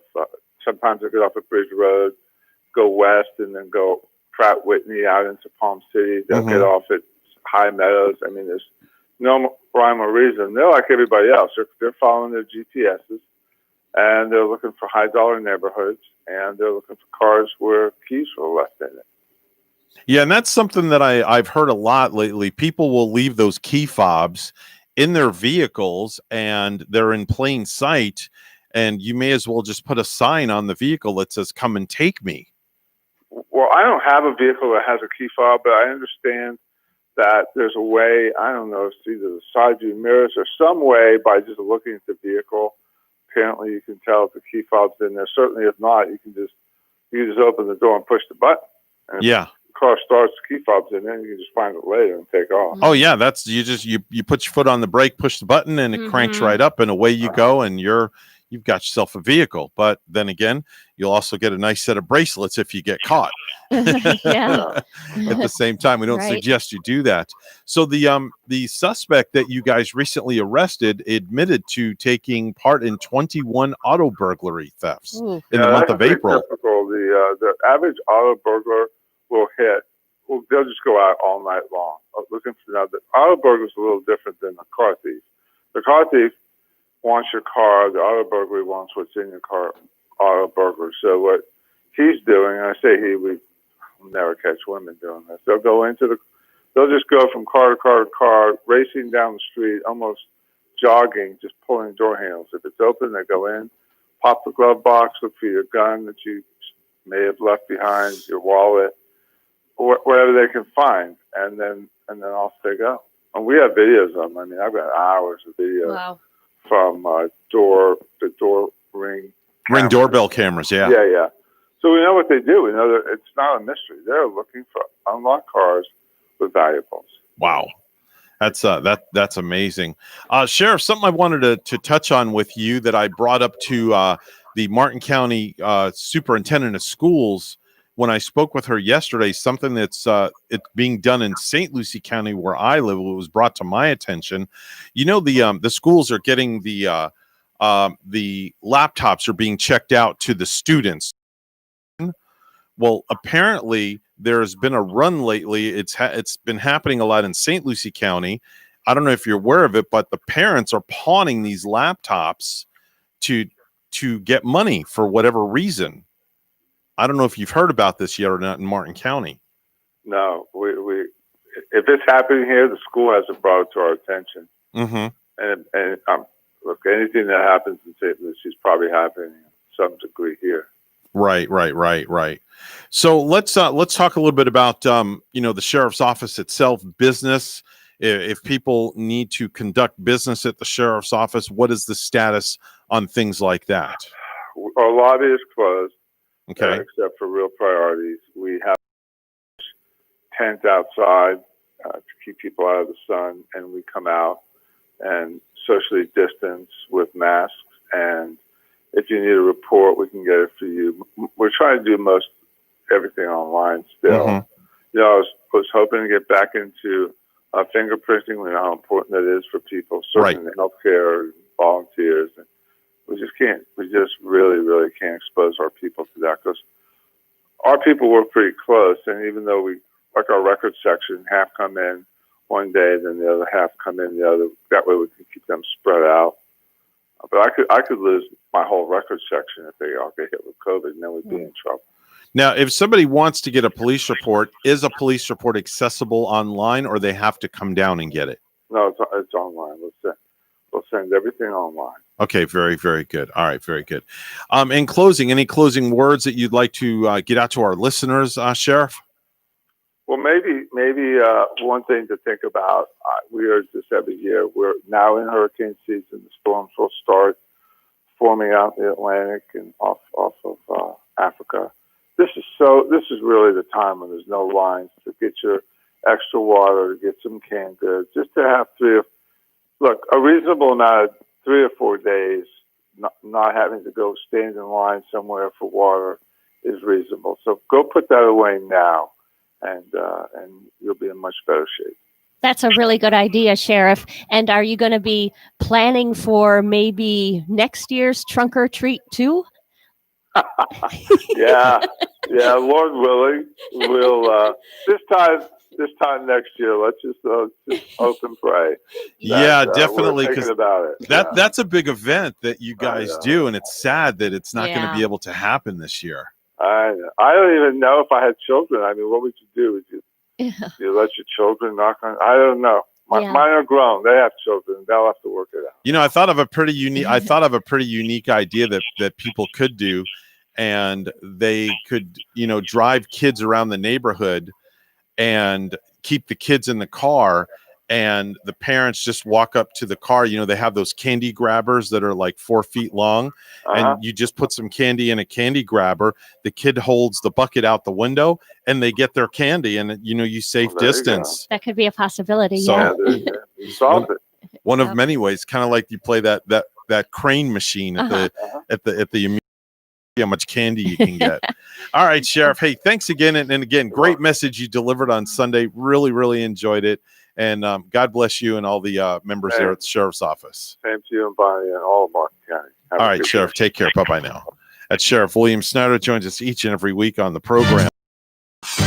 8:19 right now on the Get Up and Go show. It's news time. Let's go to the news desk where Bonnie's standing by. Good morning, Bonnie. Good morning, Evan. Florida's largest teachers union is pushing back against plans to reopen schools next month. The Florida Education Association joined teachers and parents in filing a suit against the governor and top education leaders to stop schools from reopening as coronavirus infections surge in the state.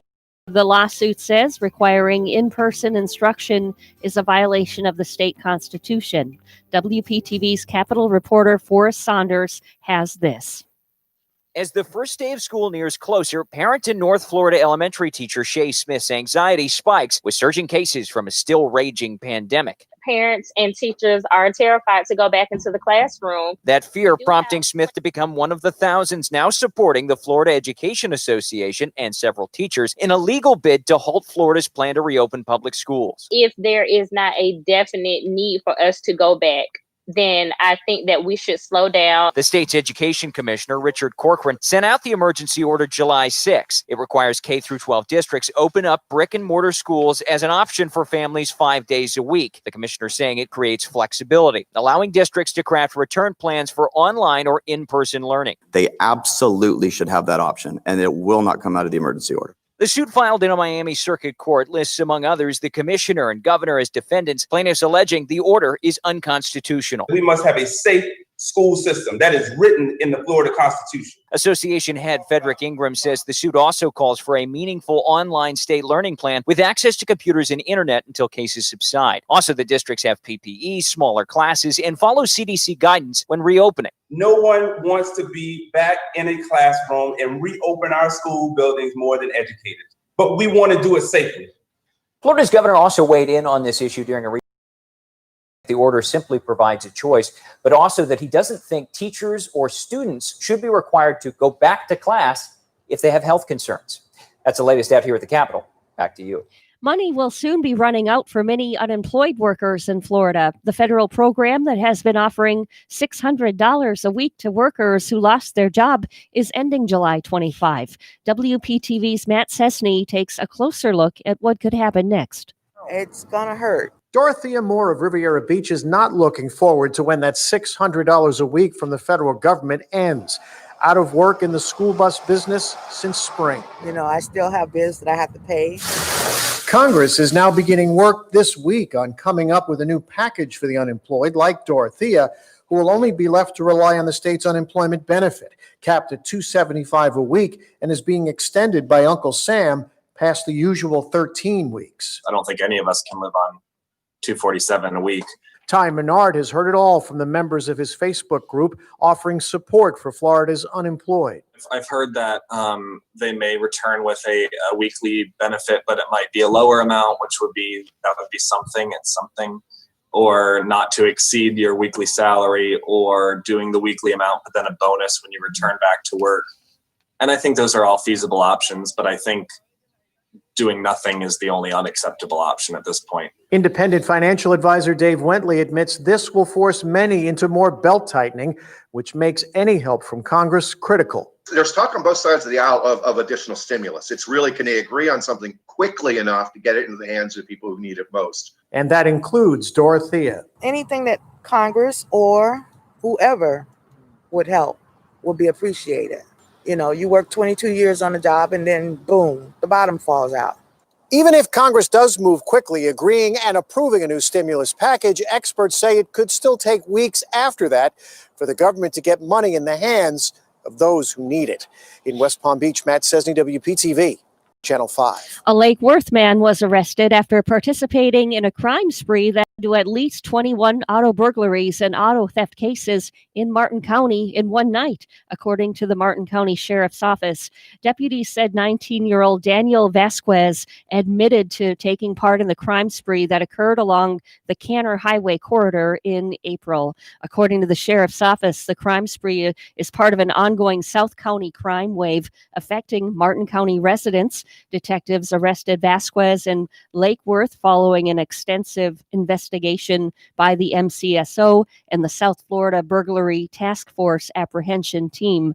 Deputies said Vasquez also has other pending charges not related to the burglaries.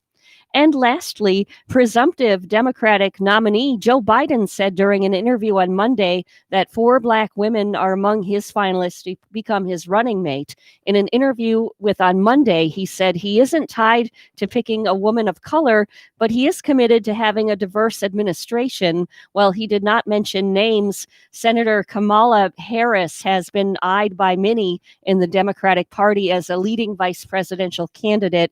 Harris told CBS Stephen Colbert that she'd be honored to be Biden's running mate. And after a 4-month delay due to the coronavirus and some back and forth negotiations, Major League Baseball's 2020 season is starting up on Thursday. For opening day, baseball fans will get to watch Washington Nationals hosting the New York Yankees and the Los Angeles Dodgers taking on the San Francisco Giants. News time is 8:24 and weather and traffic together are next.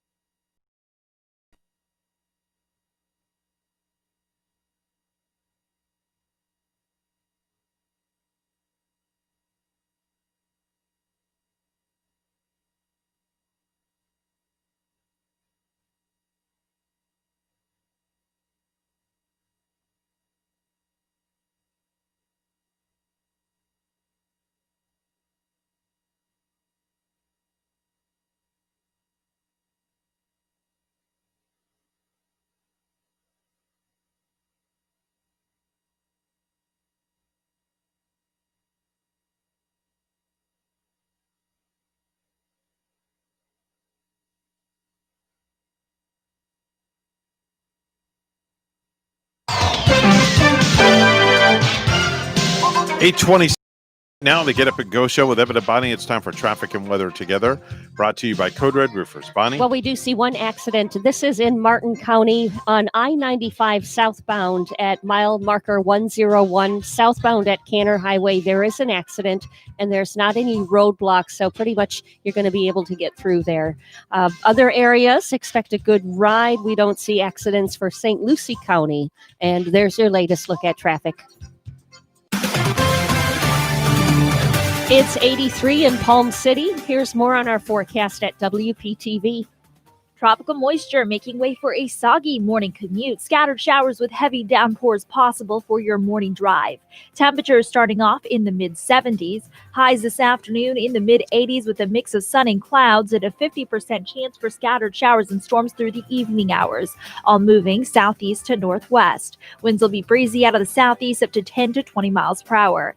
Tonight, cloudy with a few passing showers, lows in the mid-70s. Tomorrow, highs in the mid to upper 80s in another day with on and off rainfall. I'm WPTV First Alert Meteorologist Katya Hall on WSTU AM 1450, Martin County's Heritage Station.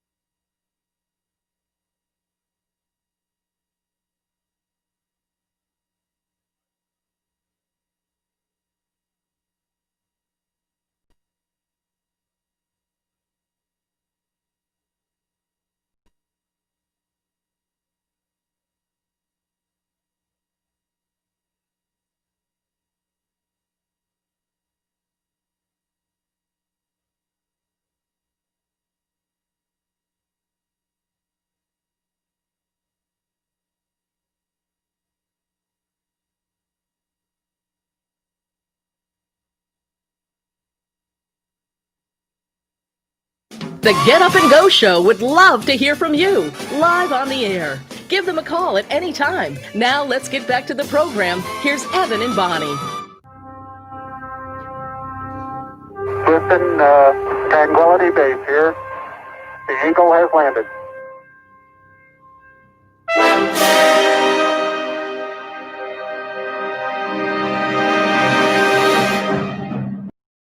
Small step for man, one giant leap for mankind. 8:30 right now, the Get Up and Go Show with Evan and Bonnie. It's time for our daily dose of space in another place with the one and only Randy Siegel. How about that yesterday, huh, Randy? Marvelous left up. It's gorgeous. Beautiful. Gorgeous. Yep. What was even better was the rocket landing back down on the barge. Oh, yeah. That is one of the biggest things that SpaceX does. They try to launch, and then they try to bring back their spacecrafts. But let's take a quick look in history on two events that took place on this date. One of them was the launching of astronaut Gus Grissom aboard Liberty Bell 7 That's what he named his spacecraft. And it was a suborbital flight. There's only one problem. When it splashed down, the hatch released by itself due to an electrical failure, and Grissom almost drowned. And the spacecraft did, in fact, land in the bottom of the ocean. And that spacecraft was not to be recovered until 1999, when they could have a submersible go down there and start to bring it back up. Also, on this date in history, as you heard in the opening here, NASA returned from the moon in 1969. The return launch from the moon took place on this date in history as the lunar lander fired back up and brought Neil Armstrong and Buzz Aldrin back up to Mike Collins, who was orbiting around the moon. Getting ready to go back to the moon, we also have to consider the fact that we're doing a lot of research on the orbital station. NASA's astronaut Bob Behnken and Chris Cassidy left the space station at 7:12 this morning and began a spacewalk for about 6 hours. They wanted to work on the truss side and working with the lithium-ion batteries. The spacewalkers also are outfitting the Tranquility module to get ready for a new airlock from NanoRacks. A SpaceX Dragon will deliver the specialized airlock later this year that will enable public and private research on the outside of the space station. Doug Hurley joined his crewmates for preparations of the tools and the tethers necessary for that spacewalk, and he is monitoring it closely. The astronauts are way ahead of schedule. In fact, on their previous spacewalks, they completed all the tasks that they would have done today.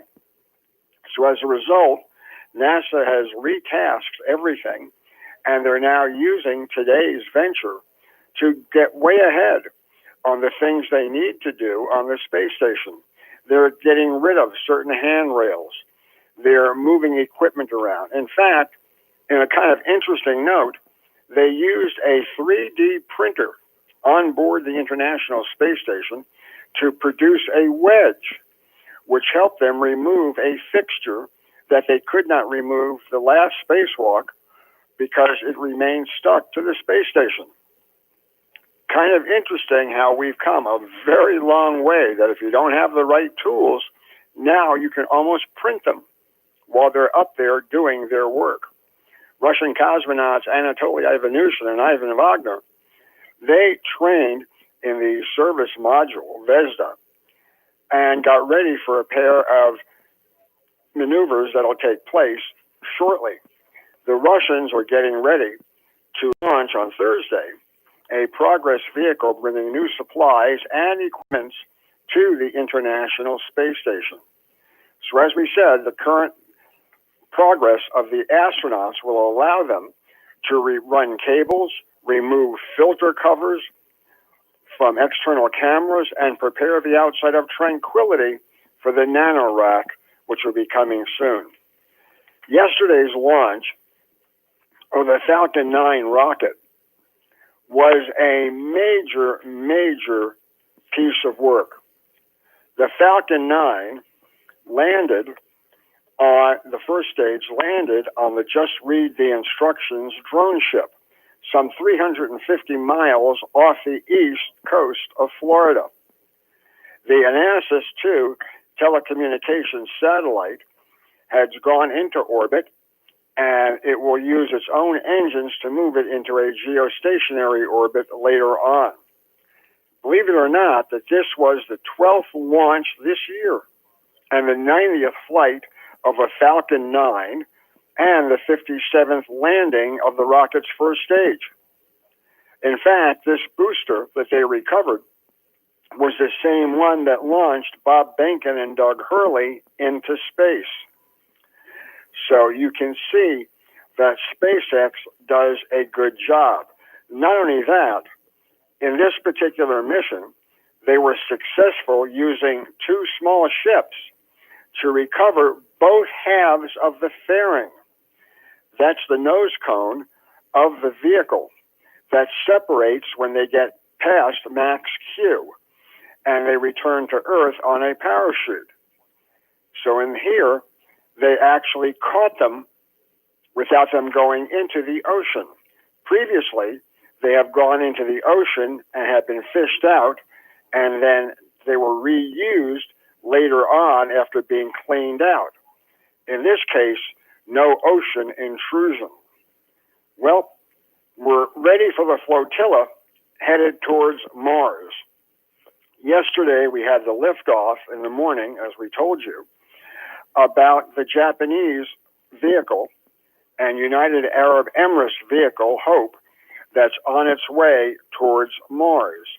We're getting ready for another launch on Thursday, and this one will come from China, when China launches its Mars orbiter and rover, headed for the Martian surface. So space continues to occupy a lot of countries and what they intend to do. NASA is targeting Thursday morning at 7:50 a.m. to launch an Atlas V rocket carrying the Mars 2020 Perseverance rover. If all goes well, that vehicle will lift off and will be able to work on the surface of Mars, giving us great data as they search for the possibility of past life on Mars. The Chinese spacecraft for the Taiwan-1 Mars orbiter and rover was moved to its launch pad, and final examinations are underway for that launch to take place.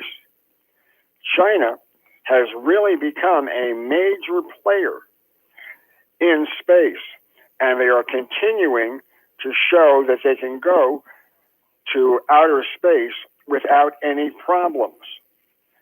Their rover, Yutu, on the moon has far exceeded its designed life, which again shows the flexibility in the Chinese program.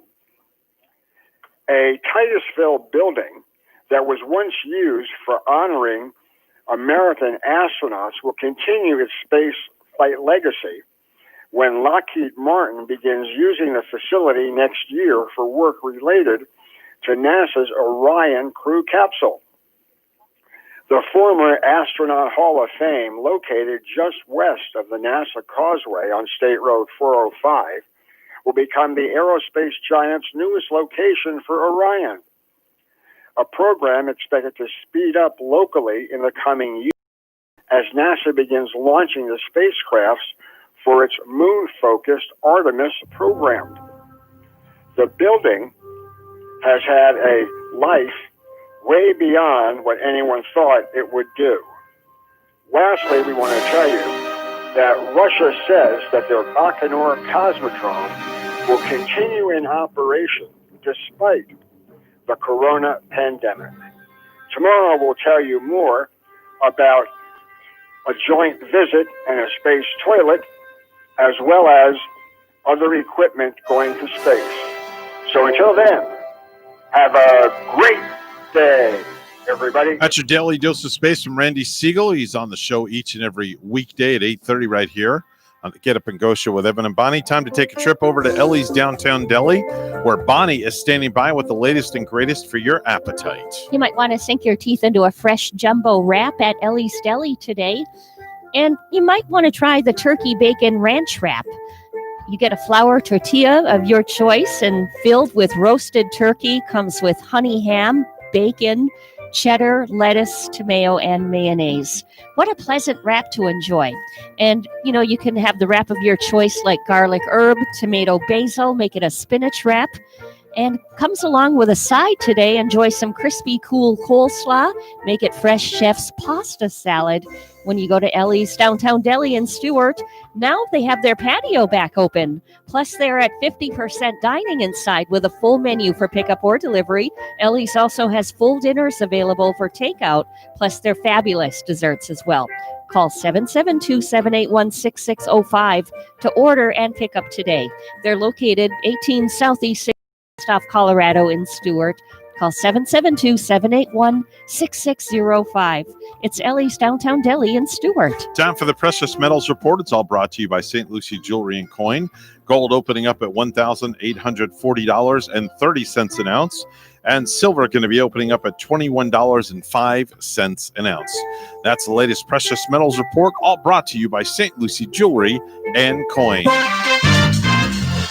8:42 news time. Let's go to the news desk one final time this morning. Here's Bonnie. Thanks once again, Evan. St. Lucie Public Schools has delayed the start of the school year by 2 weeks. The first day of school for students will be on August 24. And Superintendent E. Wayne Gent commented, the additional 2 weeks gives time for the conditions in the county to improve and additional time for staff to finalize preparations for the school year. Our number one priority is to return to school safely. Money will soon be running out for many unemployed workers in Florida. The federal program that has been offering $600 a week to workers who lost their job is ending July 25. WPTV's Matt Cessny takes a closer look at what could happen next. It's gonna hurt. Dorothea Moore of Riviera Beach is not looking forward to when that $600 a week from the federal government ends. Out of work in the school bus business since spring. You know, I still have bills that I have to pay.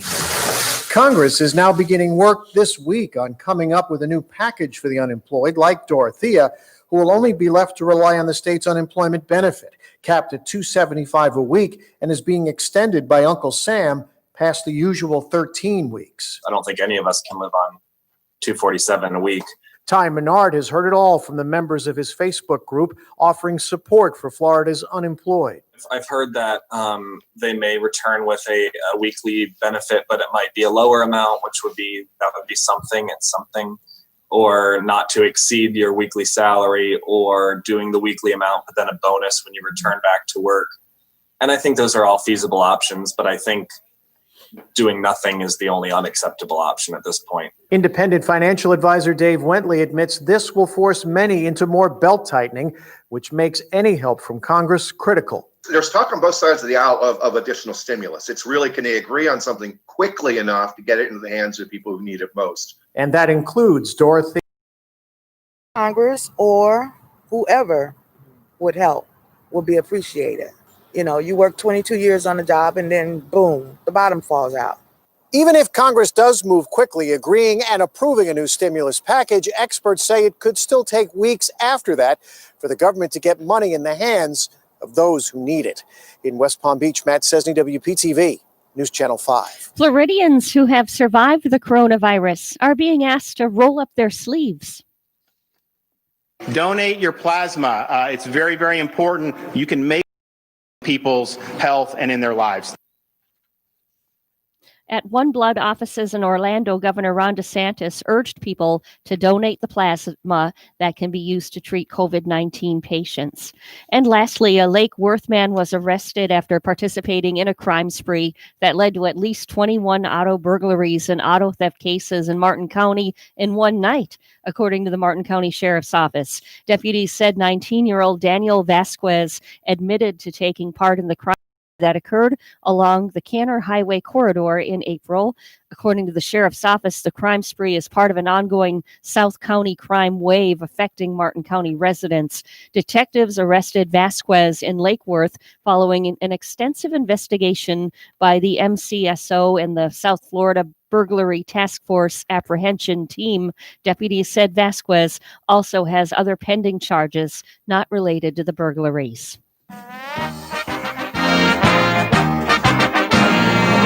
Well, the sports card industry is seeing massive growth in popularity. And on Sunday, a LeBron James rookie card was auctioned off for an eye-popping $1.8 million.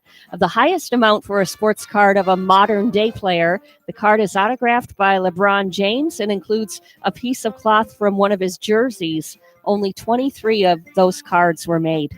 Our news time is 8:46, and weather and traffic together are next.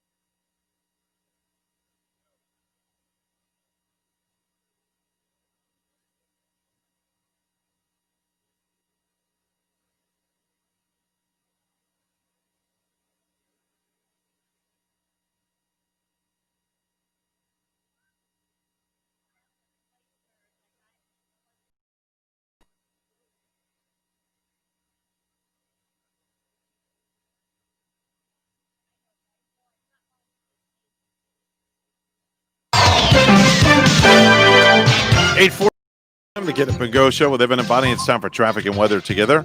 Brought to you by Code Red Roofers. Bonnie? There is an accident in Martin County. It's I-95 southbound at Canner Highway in Stewart, mile marker 101. It's southbound, but not any backup from that accident. There's your latest look at traffic. Right here in Stewart, it's 83. Here's our forecast at WPTV.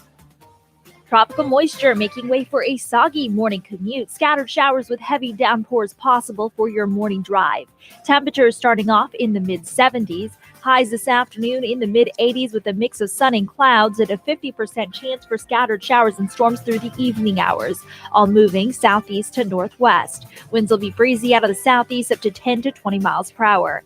Tonight, cloudy with a few passing showers, lows in the mid-70s. Tomorrow, highs in the mid to upper 80s, and another day with on and off rainfall. I'm WPTV First Alert Meteorologist Katya Hall on WSTU AM 1450, Martin County's Heritage Station.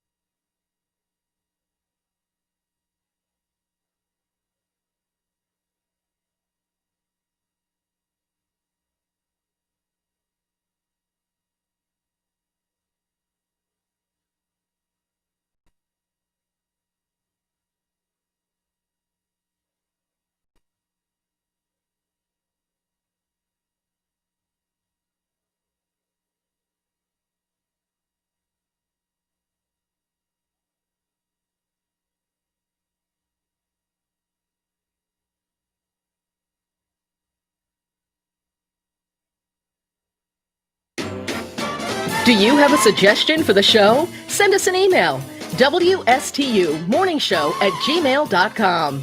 And now let's get back to the Get Up and Go show. Here's Evan and Bonnie.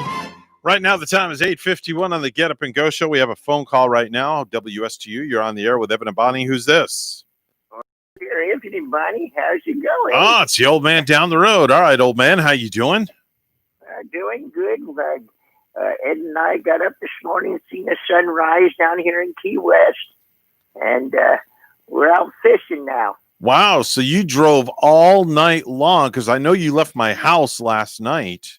So you guys drove all night, or did you pull off side of the road and get a little bit of shut-eye?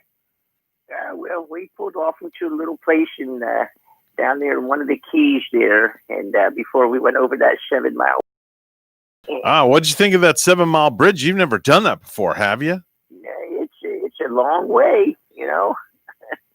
My goodness, I thought that, at least we should put a toll on there.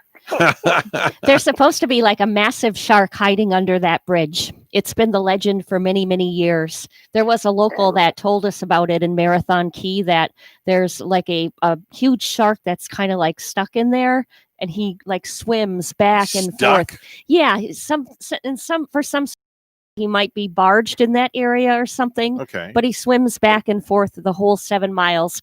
I don't know. It could be true. A local told us. Might be just a rumor. I'm not sure. But we went out in a boat out there at one time, and we searched for it.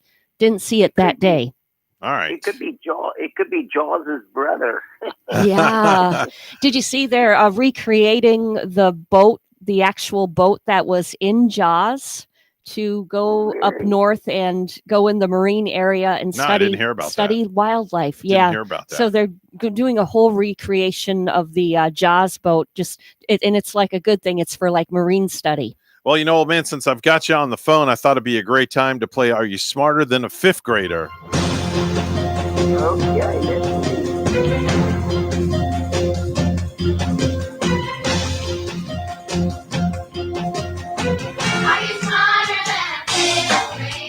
It's time for Are You Smarter Than a Fifth Grader? No. You think you're smarter, old man? Well, last time I played, aren't I the champion? I got all of them right. You did. You got 5 in a row right. That I forgot all about that. Yeah. I must have been awake. You did right. excellent. So let's spin the wheel and see who's going to go first. Here we go. We only have like 6 minutes left to do this. Oh. Sorry, we can get 5 questions in 6 minutes. All right, looks like it's going to land on Bonnie. Okay. Oh, boy. All right, very good. All right, here we go. So, Bonnie, if the Teenage Mutant Ninja Turtles were real turtles, what would be their animal classification? Amphibians, reptiles, or marsupials? That would be a reptile. Reptile is correct. Mm-hmm. All right, you still have control. All right, number 2. Bonnie, it takes Michael 75 minutes to do his homework. If he begins at 7 p.m., how much time will he have to practice his dance moves on TikTok before 10 p.m.? Is it A, an hour 45 minutes, B, 90 minutes, or C, 2.5 hours? B, 90 minutes. B, 90 minutes? Incorrect. Old man? 2.5 hours. 2.5 hours? Incorrect. Oh. It's 1 hour 45 minutes. Well, what can I say? Yeah. All right, here we go. Bonnie, you still have control. Who served as John Adams' vice president, then went on to defeat Adams? Is it A, Thomas Jefferson, B, Alexander Hamilton, or C, James Madison? A, Thomas Jefferson. Thomas Jefferson. Yeah. All right, and the answer is correct. All right, very good. Bonnie's got 2 points. What is the force that slows down a moving object? Is it A, gravity, B, resistance, or C, friction? B, resistance. B, resistance, and Ooh. incorrect. Old man? That would be Edna. Edna could stop a Mack truck, right? What was that question? Edna could stop a Mack truck, maybe. No, what was the question? You forgot the question. Oh, you forgot the question. Yeah. Yeah, senile me. All right. The question is, what is the force that slows down a moving object? A, gravity, B, resistance, or C, friction? It would be The second one. The second one, resistance? Yeah. Incorrect. Oh man, you're not paying attention because I just answered that one incorrect. We had the same answer. Was it gravity, Evan? The answer was C, friction. Oh, it was friction. It was friction. Oh wow. Yes, that's wild. it was friction. Move along. Move along. All right, last one. 2 of the following football teams have won 6 Super Bowls. Which one has not? A, the New England Patriots, B, the San Francisco 49ers, or C, the Pittsburgh Steelers? B, the 49ers. B, the 49ers is correct, and Bonnie wins this week's edition of Are You Smarter Than a Fifth Grader? I want to recount. No, I'm sorry, old man. We don't do don't do recounts.